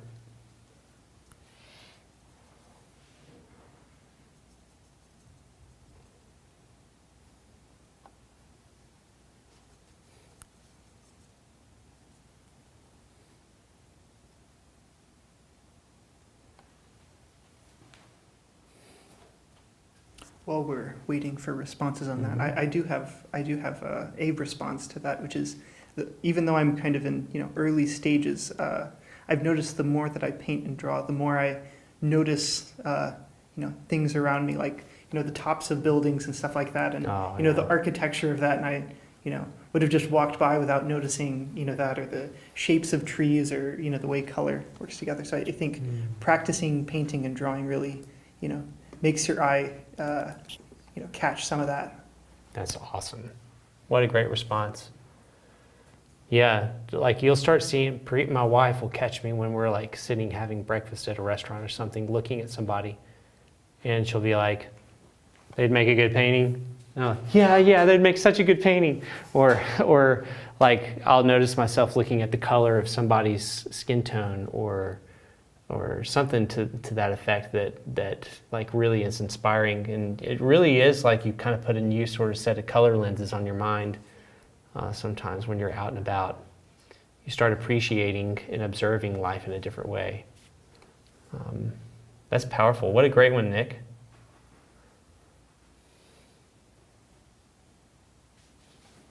That was really good.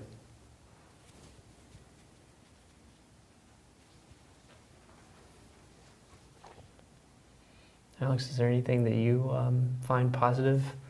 Like, obviously, there's for being?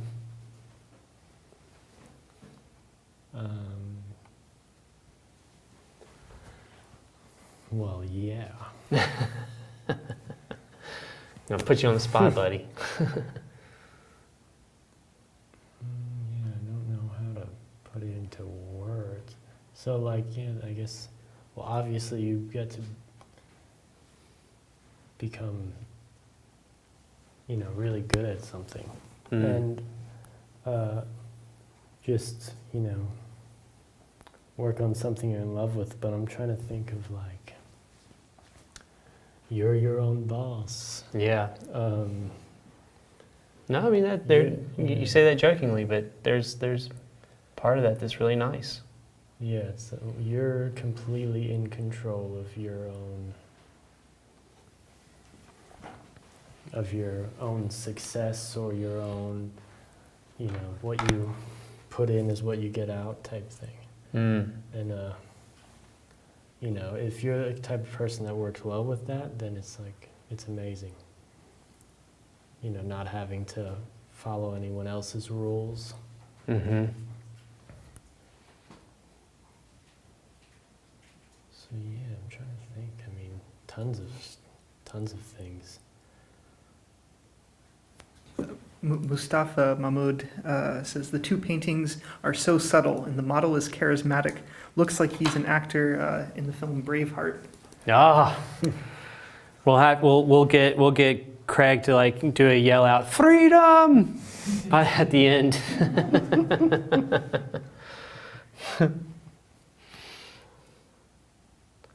Mustafa is one of our most loyal followers, and we always love it when he comments. He's one of our friends from Egypt who we look forward to hearing his comments every time he comes. He graces us with his presence here at East Oaks.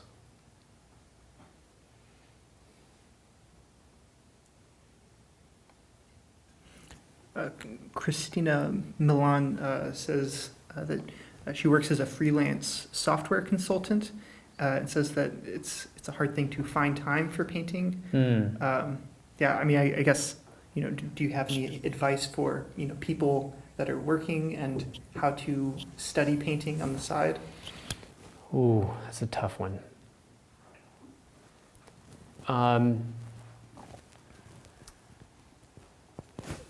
of the hardest things to do is to motivate yourself after a hard day's work to do another thing, to learn a new thing. I feel like as you get older, it gets even harder. I think the biggest thing that I can say to help you do that is finding community that can hold you accountable would be the biggest thing that I think could help you. Accountability, for some reason, I mean, whether it be exercise and working out, or whether it be, there's just a myriad of things that, that we try, that we want to do, that we have to have the discipline to do. And I think that art is no exception. It's like one of those things, or it's like learning piano. The only way that you can do it is if you either have an instructor who holds you accountable to doing it, or you end up, I find that you end up not doing it over time, or it gets demotivating to feel like you have to do it on your own. So I say find a companion who is willing to learn and work as hard as you are on trying this new thing, and do it together. I hope that was helpful. Andrea Adkins is wondering about lighting for a home studio.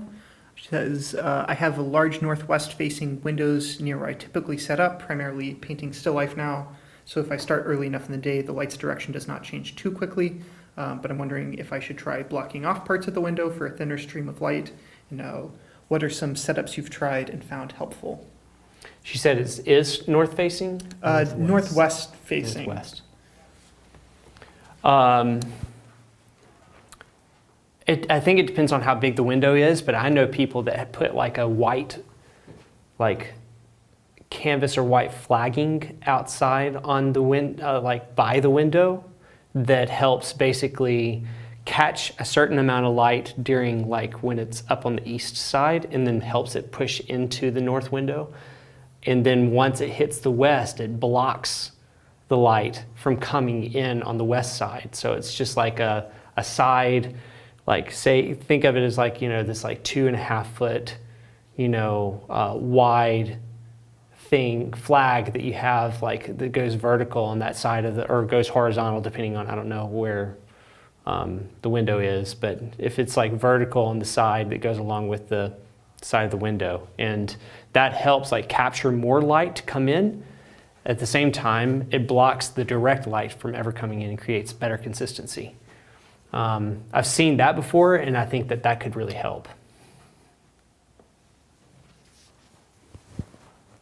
There was a second part to that question as well, which I hadn't read yet, so you didn't miss it.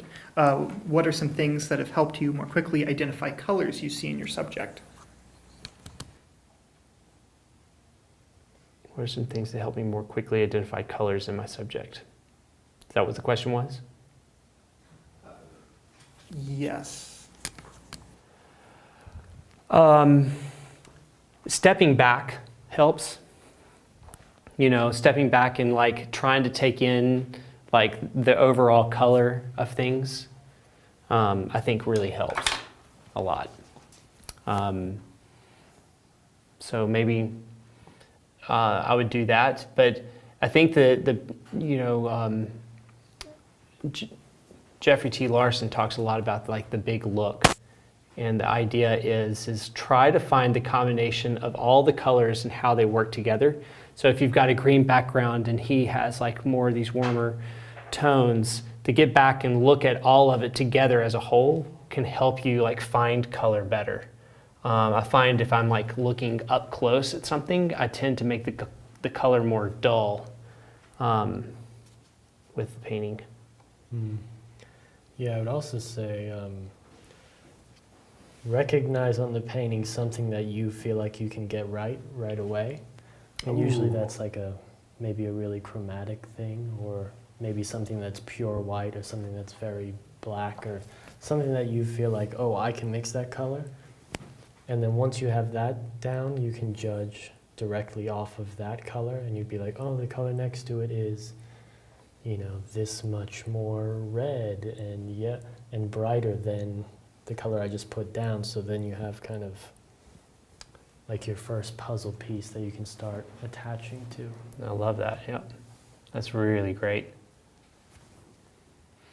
Also, going exactly with that, choose what you want to be the dominant thing to have color, and then say like, this is going to be my lead role in the painting.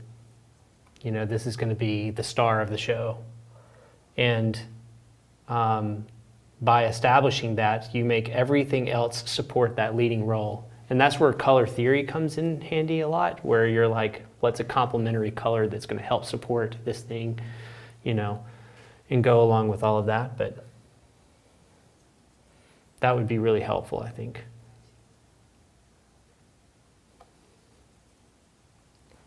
Is there a timer on still? Yeah. Just checking. 3 minutes remaining. I tell you, man, Craig's a rock star. He's just like hanging out, no problem. It's like, But I got this. You have a problem. I've got this You for can days. say so.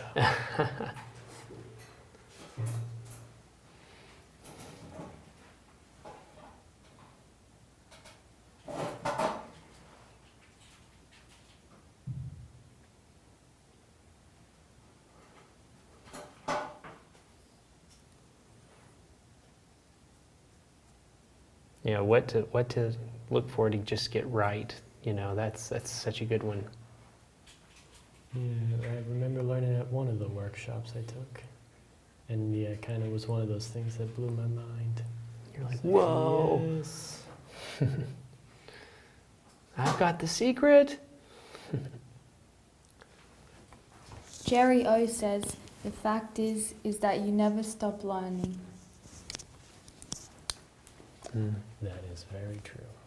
you know, people always talk about the struggle of painting, to add to what he's saying, and you know, and there is a struggle to painting, but part of the struggle is the fact that you're learning. And if we learned everything there was to know in this world, then, as far as like painting wise, we would stop painting. It'd be boring. It's like, well, we've learned everything, you know. Yep. So, you know, I love the fact that I don't know it all, and I never will, and I'll keep climbing to the summit until the last day. I always talk about my most valuable painting will be the last painting I paint, because they'll be like, you see that long streak right there? That's where Lewis died, with his hand just going straight off the canvas. Just, you know, gonna have to drag me out of the studio feet first. That was his last stroke while having a stroke. Oh, artist jokes. Will C is wondering, could you explain the current lighting situation, what lamps you are using? Oh, good one. We are using aperture lights. They are called Aperture 120Ds, and they are, you can buy them in B&H, and they're cinema lights. They're not cheap, just to go ahead and throw that out there. But what I would say about them is that they have a CRI rating, which basically talks about it emits a particular amount of, as much of the light spectrum as possible. So all the colors and wavelengths of the rainbow, it tries to emit the most that it can. CRI 100 emits 100% of them. CRI 95 is really high for a light, and that helps.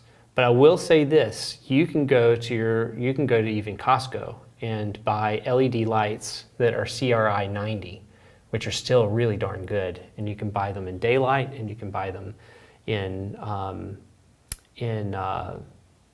soft light or warm light. And so it's up to you which you would prefer. And they work just fine, you know. We use those in different parts of our studio as well, and they look great. Yeah, what is daylight 5500? Mm-hmm. Okay, around there. So like blue sky light, I think it's like 6,000. Would you like to take a break, Craig? Yeah. All right, awesome. Daylight is around, there's an indicator for daylight to warm light called Kelvin, and it is like 6,000 Kelvin is like blue skylight, you know, if it's a blue sky day. And then 5,000 is like a really bright overcast day, like if the clouds were very thin, but still was like white overcast. And then like if you were having that warm soft light that's in your house, that's usually around like 3,600 or somewhere in the 3,000 range for that. So yeah.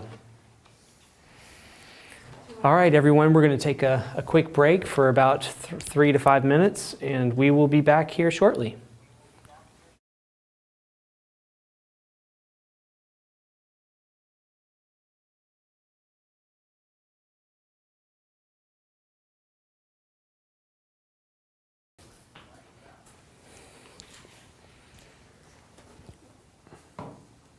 Just going through checklists.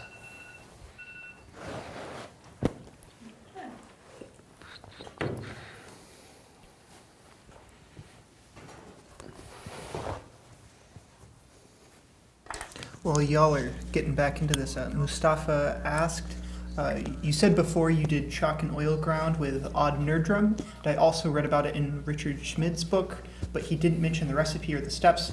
Could you explain it? Yeah. So, unfortunately, I'm not going to remember the exact name of everything, but I know I bought, so basically, this stuff for it I recently bought, and I could buy everything from the Natural Pigments website. And I know it is like a bag of chalk, like maybe it's calcite is what it's called. And then you mix that basically just with oil, but it's a certain type of thick linseed oil. Maybe it's called like pale drying oil, or I'll have to look at the exact one. But so it's basically the chalk and then a certain kind of thick linseed oil, and that's really it. But then you can add. I was, talked with another friend that I met at Nerdrum's, and he kind of gave me the recipe for like the stuff I can get in the States, because Odds was a bunch of Norwegian stuff. And there was kind of also a quick drying oil that you add into it a bit to make it dry faster, but it really is just oil and chalk. And then to make it a certain color, like it doesn't have any color to it, so you have to add color. So to get like a lead ground or a oil ground is just like, if you wanted a white ground, you'd have to add lead white to it to make it white, and that's what makes it also like a lead ground. But if you want a color, which is what I've been trying lately, you just add whatever colors from your palette into the ground, but you also have to add white because it's clear. But yeah, maybe over the next break I'll run over into the studio and take a look at what those oils are called.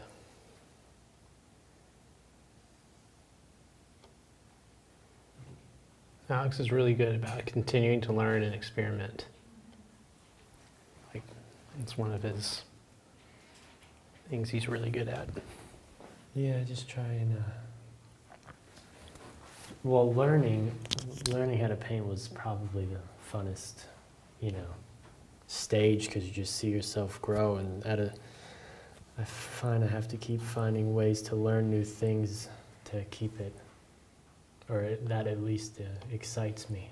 But then that's the thing, like we were talking about, finding time for new things, because you don't necessarily have that time to just mess around on one of your paintings that's for a client or for a gallery, because you don't want to take that risk and accidentally waste a bunch of time. Right.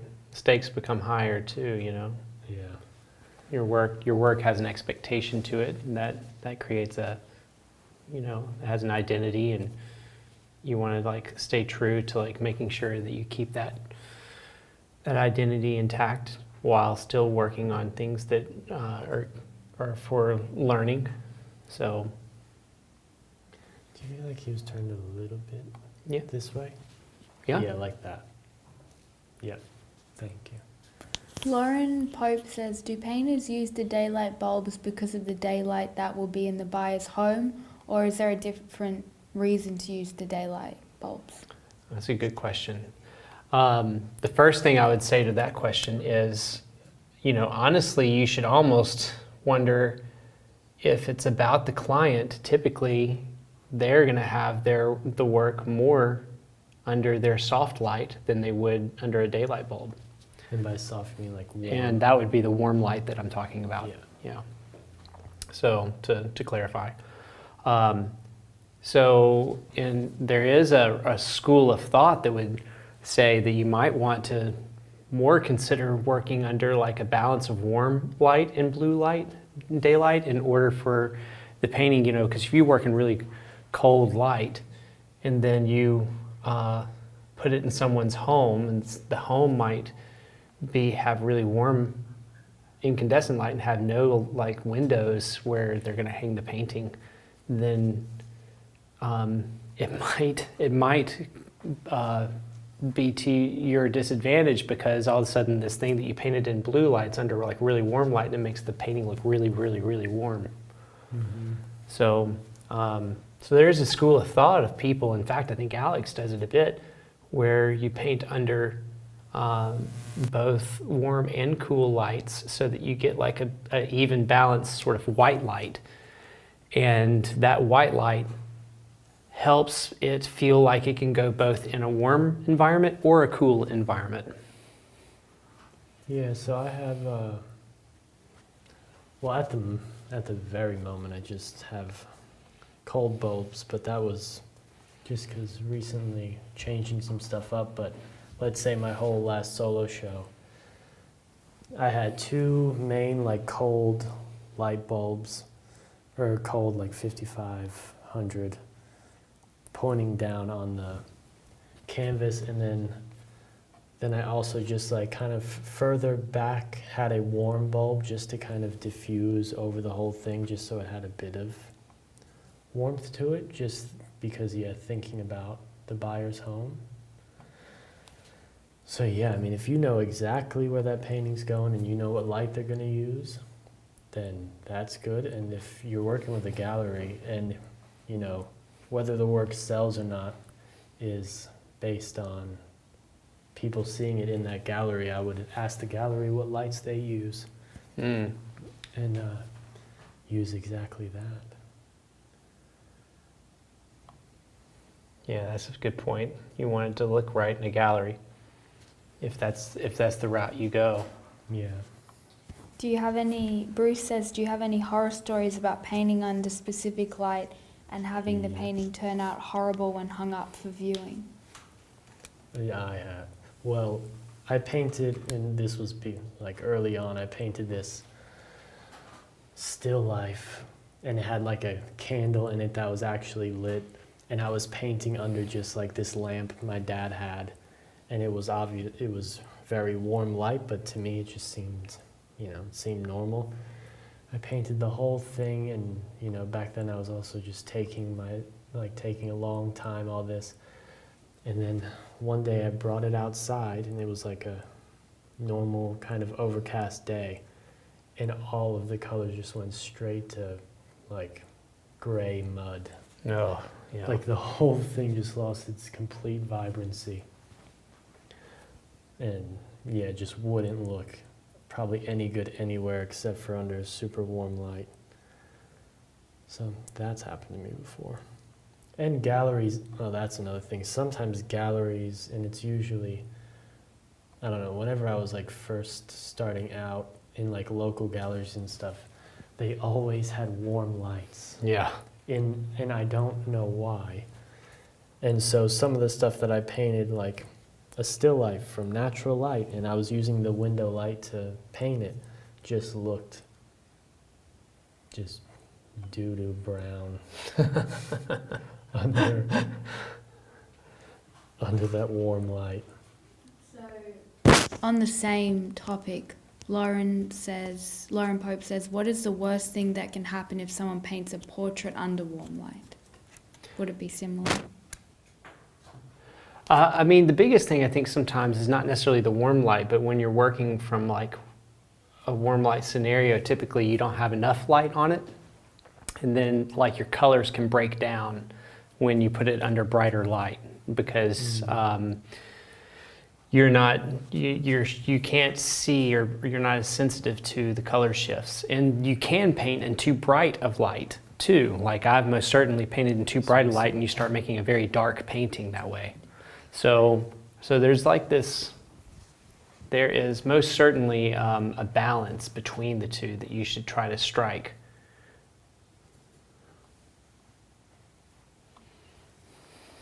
But to answer the question about the warm light part, it'll just don't, if you put it into like a, I don't know, a sky blue situation, it could look really like chalky or muddy.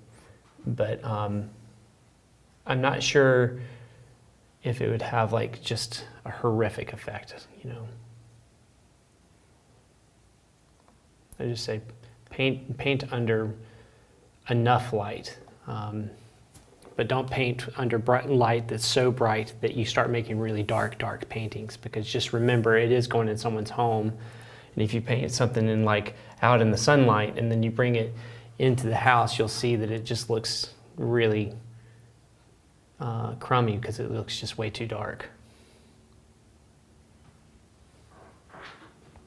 There is a guy that's like does like cinematography stuff. I should do a YouTube on this, but that finds like a light and gets like a light meter and does like an ideal amount of like light emission for painting under, which I think is clever, you know, to like find out what idealistically you do best to paint under, because you don't make your painting too dark, but at the same time you have enough light on it in order to see all the color, you know. And he found sort of the harmony between those two. Oh. That's cool. Lauren says, thanks for those answers, very helpful. And Sam says, these look awesome. I'm trying to keep up painting with you all. Oh, awesome. That's cool. Well, send us a post of it later on. Like tag E Stokes in it on Instagram or something. We'd love to see it. We're always interested in seeing what our following is doing. It gets us excited and motivates us to keep doing these. We find a lot of value in serving our community and our community responding.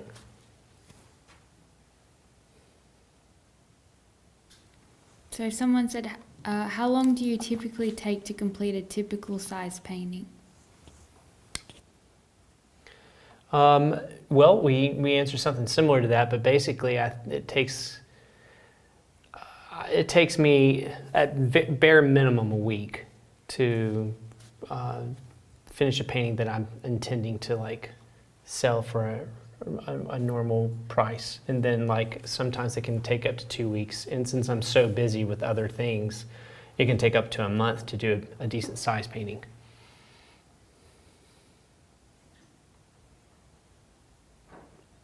Yeah, I would say similar. Between if it's like not very big painting, 2 to 3 weeks. We have a Something little animal or something that wants to get in. We have a lot of nature around us, and so every now and again we'll have a little nature want to try to come into the house.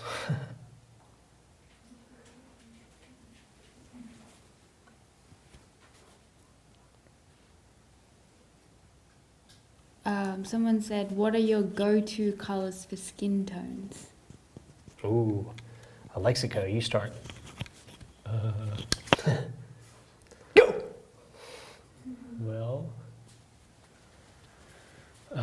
usually like, well, it really depends, like case to case, but I feel like I can usually get many places with white, yellow ochre, alizarin crimson, and then so some combination of yellow ochre, white, and alizarin crimson, and then adding cobalt blue to neutralize it. Yeah, I can usually find a lot of variations because everything is a combination of red, yellow, and blue. So. Yeah, I use raw sienna and transparent oxide yellow as my yellows typically, and then I use vermilion and alizarin crimson as my reds, and then I tend to balance it with my cools, which would be French ultramarine and manganese violet. So, and then every now and again I'll dip into my cadmium yellow if I'm going really high. So I tend to use my raw sienna as more of my opaque in the lights, and I use my transparent oxide yellow more in the darks. And then I also use a combination of oxide red and French ultramarine blue. Makes a great combination too, because you can neutralize the red pretty close to neutral with the blue.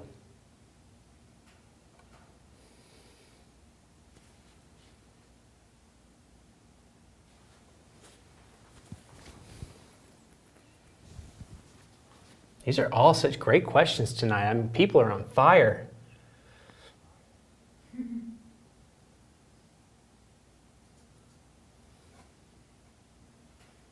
Our community is awesome.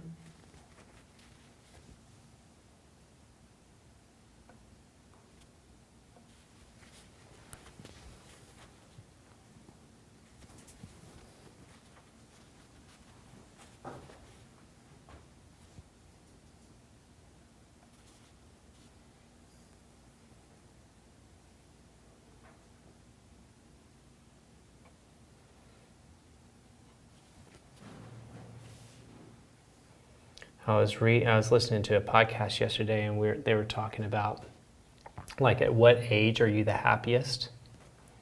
And they were saying that, like, 16, you kind of peak for happiness, and then it just starts going downhill from there till like your 40s.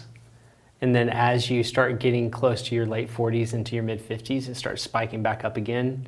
And then by the time you get to like your 60s, it peaks again. And I found that like super interesting. You know, the best is yet to come, boys. But they were starting to talk about it, and it made sense to a degree, because like you're like in the grind when you're in those 30s and 40s, trying to like, and you have kids, and so typically you're having to raise your children, but you're trying to like make ends meet, and there just seems to be a lot more stress in your life, I guess. And then as you get older, your perspective changes as well on life and what life is about, and like finding the enjoyment in life. And they said that's a big part of it as well. I found that really interesting. We have a question from Christina. She says, Alex, you start with a thin layer, but your finished works have a super nice moderate impastos in the lights, which I love, in contrast to your soft, scraped, transparent shadows. When do you put them in? Like put in the like highlight or brighter. I think so. Yeah, she followed up and said, "Is an impasto at the end, or is the result to the built layers in the lights?" It can happen both ways, but specifically, which you might be referencing, is a painting or a close-up of a painting I posted recently, where you can see some, thick impasto and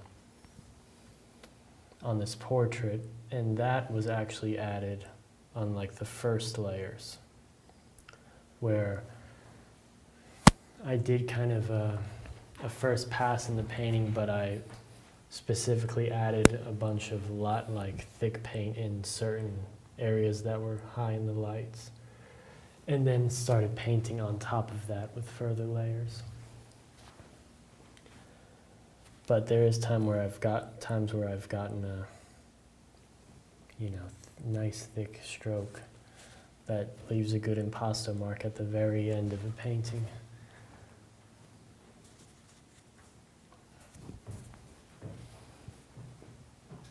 Someone asked, what advice would you give to someone trying to go all in oil painting professionally?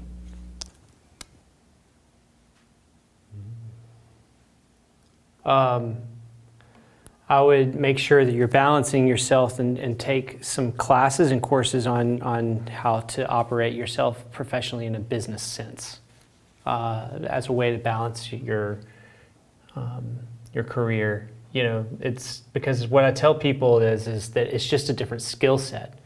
And some people just don't realize that it's a different skill set. And so I find that people have the hardest time doing that part of it. And that would include, marketing, budgeting yourself, making sure that you've got a business plan in the sense of like what you're planning on doing first and second, and finding out what you want to do. And because there's a lot of ways to do this profession. You can do workshops and teach so that you can paint more of what you want to paint, or you can paint what you want to paint, and it might be like a very small following of people, but then you do a really good job marketing to those people that are out there that would love that thing. You can do it in a form of grants where you're passionate about something that would be grant worthy, and so then you can find people that would basically pay for you to do that kind of thing. Like David Casson recently did that with his Holocaust series, and it was just incredible. And most of that was through fundraising and grants. It was a passion project. So you could do that. Then there is, the commission route. So you got to figure out what you want to do. There's a lot of ways to make money at doing this thing, but you first got to figure out which way you want to go, and then you've got to learn that way and how to do that way.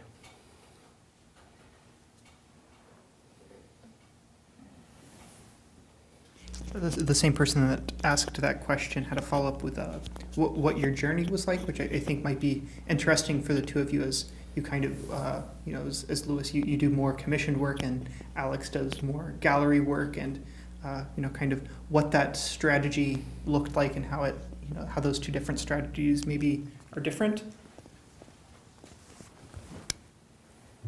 Yeah. Alex, you go first on that. Seeing that I've already kind of said that one a little bit, I'll let you kind of push again. So it's our journeys, is that? Basically, how did you start your business journey? Like how did you create your career in your way of doing it, and then basically how did I do it in my way of doing it? Yeah, well, I would definitely say I feel like a lot of people commenting, asking questions probably aren't at the peak of their skill level yet. So, because I just think, and this is just my personal thing, it's that it's so much based on how good you are at painting. Mm-hmm. So you need to, and so that depends on your situation, but you basically need to find out a way to lower your expenses so that you are financially capable of giving your all to it. Yeah. But saying that's a good question. I'm going to riff off of that, Alex. It's so easy to see, like on Facebook, all these professional painters, and everything's going great, and they're famous and got all these things going on that are just super, super awesome. When honestly, sometimes the reality is that they are making massive sacrifices and living quite frugally in order to make those ends meet. And they're not living, I can guarantee you, they're not living on Park Avenue in Manhattan,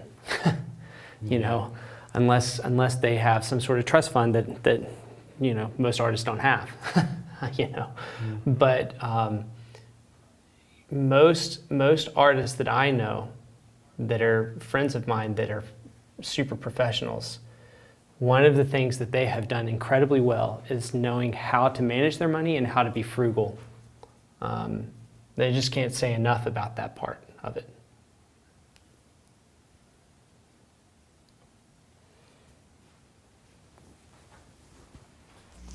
We have a question, and maybe this has to do with some of the business side that you've kind of talked about, or the teaching direction, at least tangentially. Christina's asking, how did you start East Oaks? Tell us about the beginning of it. I got this one. Yeah. No. Alex, you take it. Well, East Oaks was several years in the making. It was about 2.5 years in literally drawing boards and ideas and concepts that we were putting together, and even things like as simple as where the heck are we going to live in order to be able to, because we couldn't live in New York and do this thing without and actually be able to live. It was just going to be too hard, and there's going to be too much investment of our time and energy without seeing much profitability from it.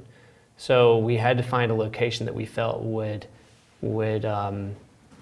nurture this thing without us taking any money from it, and allow it to grow. So the first thing we did was we got to move out of New York, and then the second thing was our passion was to reach two different audiences. Craig, would you like to take a break? Or okay, let's keep on going. Was to reach. 20 more minutes, by the way. Okay, 20 more minutes as a total.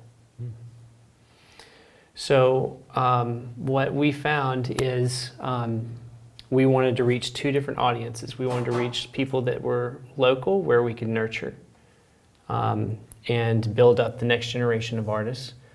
And we wanted to reach the people globally, so people like you that are out there watching this right now. And so we're like, well, how do we do that? And so we had to learn a lot.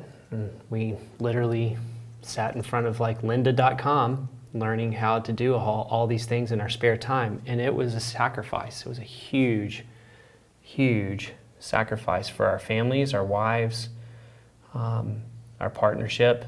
But we were so passionate about trying to get this up and running that we were willing to do all the things. So once we got here, we had basically spent a lot of money filming ourselves and our first set of videos so that we could kind of get going. And they turned out pretty well, and we did a Kickstarter campaign to see if we could launch, and we launched it, and luckily it caught on and did really well. And that gave us basically the seed money to try to keep going. And literally to this day, we still haven't really made like a whole lot of money, because that was not the intent behind it. The intent was that we create an environment that we felt would leave a legacy for the next generation of artists. Because I think our impact is not just from our art. Like it's not up to us whether we become famous or not. It's up to the generation 100 years from now whether they want to make us famous. So if that's not where our impact is, or we don't know it, what can we control? Well, we can control how we nurture people and help impact the artist, and that gives us a much higher likely chance of somebody that we helped nurture get to that place of notoriety and then into the museums in the future, and we feel like that's a more powerful impact, or I feel that that's a more powerful impact for for the purpose, why we're here in a way. So I think that's a small taste of our story. The story is still being told, and there's still growth and things that we're trying to do and trying to be as artists. So yeah. I feel like I was really long-winded on that.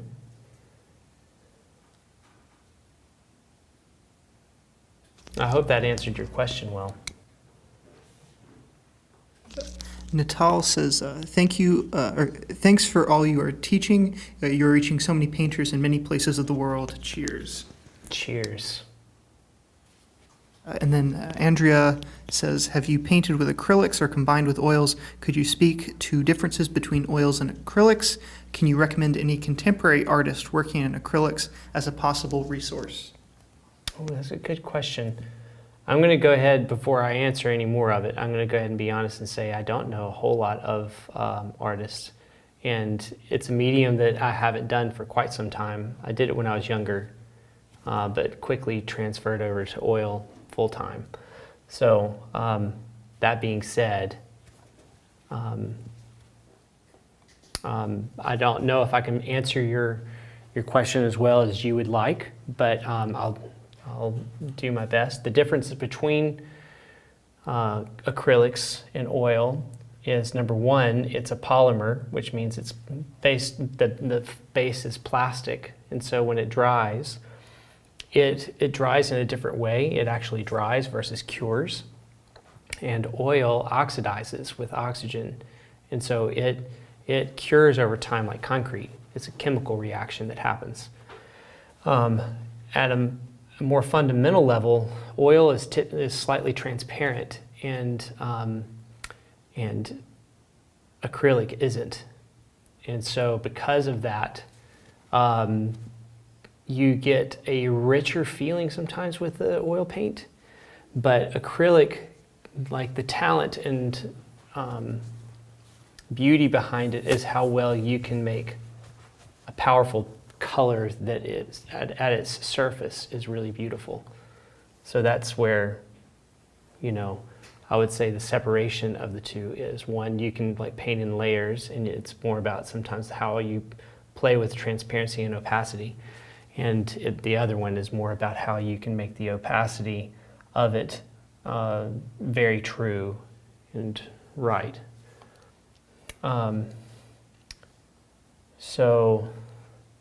But I can't recommend anybody because I don't know if I know any professional acrylic painters. There are most certainly out there. It's just that's not my world. Alex, do you know any? No, I can't think of any.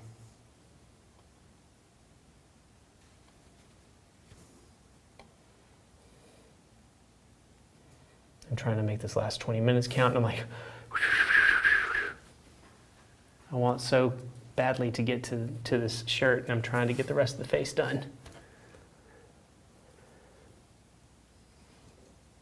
Yeah, I'm right there with you.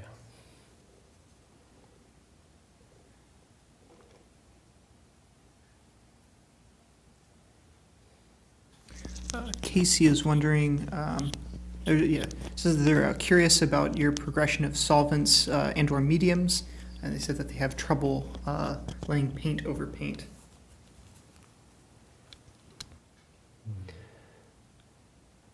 I think that just the idea of laying paint over paint, part of it is just knowing how you can lay color on top of color when without making it muddy, and what you're doing there with like warms and cools, I think is like one of the bigger situations there. But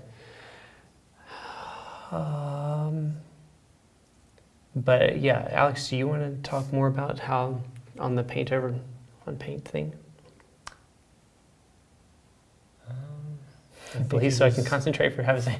I think it's really just, you probably need to use more paint.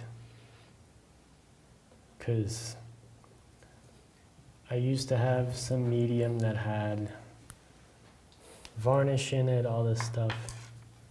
And now I just use a medium that's half linseed oil and half Gamsol, and that's really it. It's either that or just pure paint if the paint is like, you know, juicy enough when it comes out of the tube. But it's probably not the medium. Well, maybe it's probably maybe you're using too much medium, or you're not using enough paint. Because I can use a lot of medium sometimes, but the amount of paint I'm using with all of that makes it actually proportion out to a decently small amount of medium. And that's like what he was saying about the Scott Burdick thing. He can lay paint on top of paint, but he just uses so much of it. Yeah. So over and over again, just slops it on. That's my favorite word to say with it. Just slops it on. It's just so much.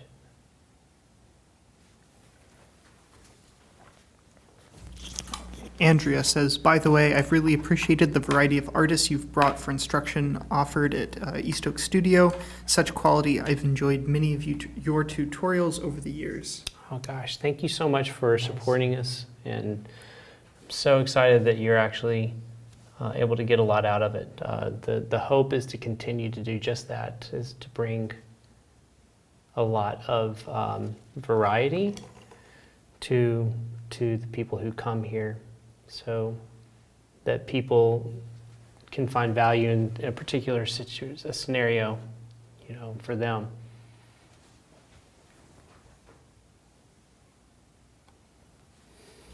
Per your earlier discussion about oil versus acrylic, I'm wondering if there's any like mediums that you either haven't worked in as much as you'd like to, or would like to one day work more in. Like I think you mentioned like egg tempera and some other things. Like, are there any mediums that you'd like to do more with?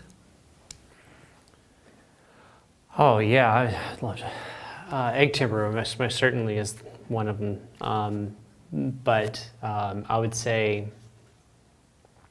what's another one that I would love to explore? I mean, sculpture. I would love to do more sculpture. I actually have my fine art degree in sculpture, and I would love to do more in that. And we actually will be having a sculptor as one of our videos here in the future, so be looking out for that. But all that to be said is I can't think of any right now because I'm trying to concentrate so much on this last little bit that my brain's literally freezing up.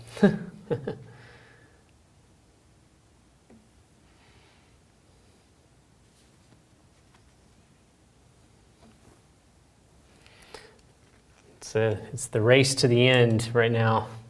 See how much I can get done before the buzzer rings.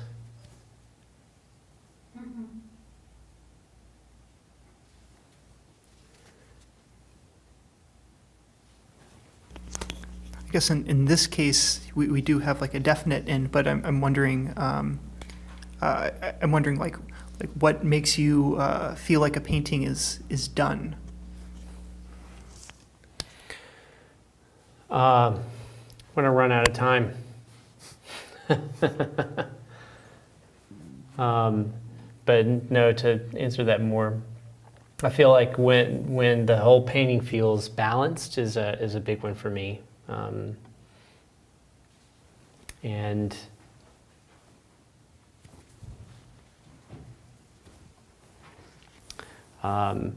probably, when I feel like there's areas that I don't feel like I can take any further without it taking me another 3 months.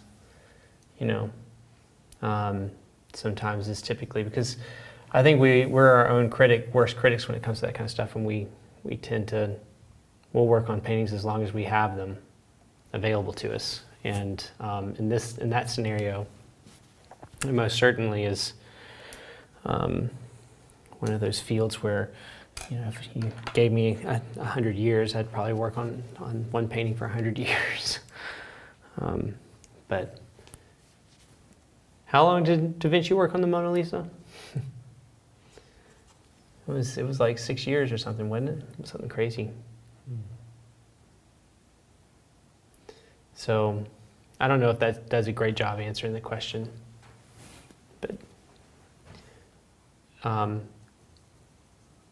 I feel like if you have a painting, then you just like we said, okay, well, I think it's done. Sometimes it's like literally it's that surrender where your signature is you signing the document saying I surrender.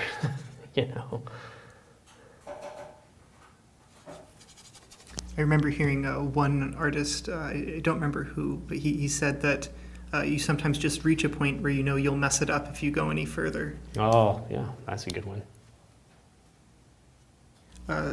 So somebody's asking, what fundamentals do you use to establish the size, position of your subject when painting a portrait? I didn't even hear that question. Say it again.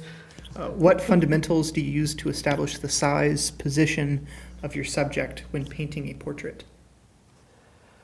Well, one of the things that I use, like for example, if I'm doing a portrait like this, like just a good rule of thumb is like try to put the top of the head somewhere near the top, and then I put the chin somewhere a little bit either below the halfway mark or right on the halfway mark, so that I leave room for me to like put in like stuff like this, like the collar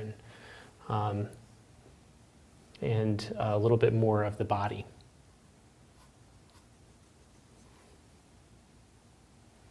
Do you feel like that answers the question?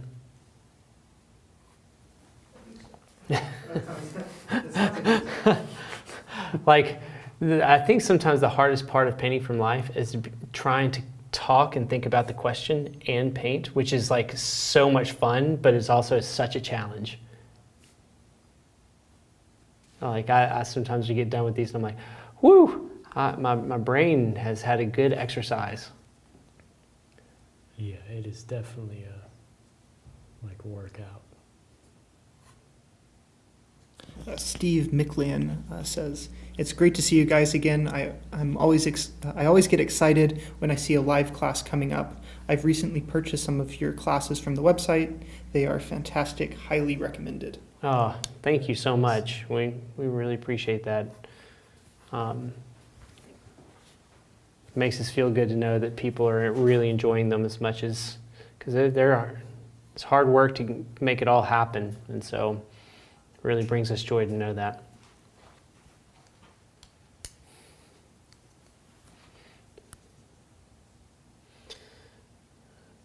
All right, how much time do we have left so I can kind of like manage myself here? 2 to 3 minutes. Although if we want to do the 5 minute or some detailed shots, I don't know if we want to do that after now. Okay.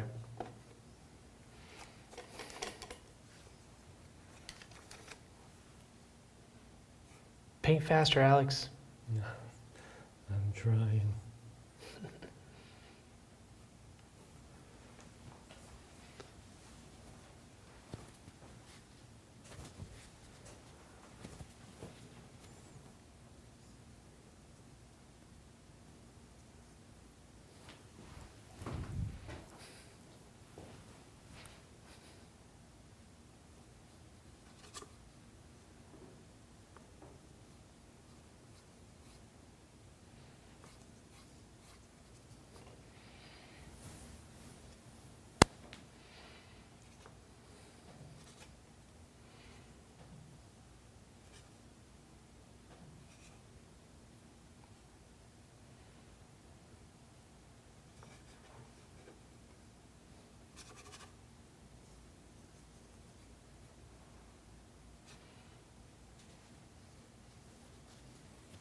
Maria says, amazing paintings, thank you.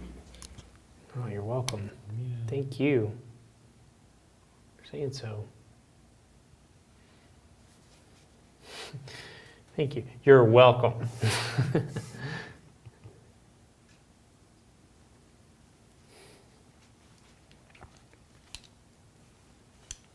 see that there is some discussion between people about different primers and grounds to use. Like what like are you using, like gesso, or like what kind of grounds are you using? We're both. I think right now we're both using lead alkyd ground by Rublev. Thank you, brother. Literally, the most basic question ever. I can't even answer right now. Yeah, I had a feeling. I was like, I know. You know that. You know that.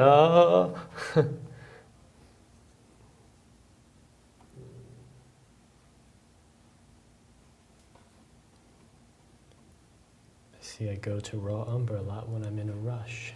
Oh, that's Make good to it know. darker and more brown.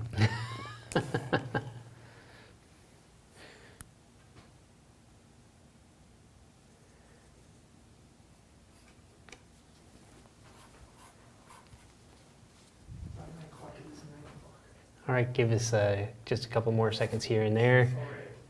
I'm sure Craig won't mind.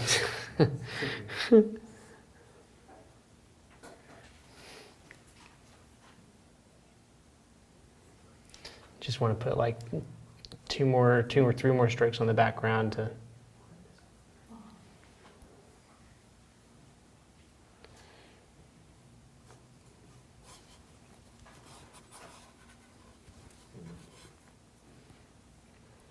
All right, everyone, thank you so much for being a part of this. We love doing this. Craig was amazing. Y'all make sure you give a shout out to him. Appreciate all that he's done to be here tonight. We just so y'all know, we hope that everyone is staying safe and well. We love y'all. We appreciate y'all being a part of this community and enjoying these videos, because we truly enjoy making them.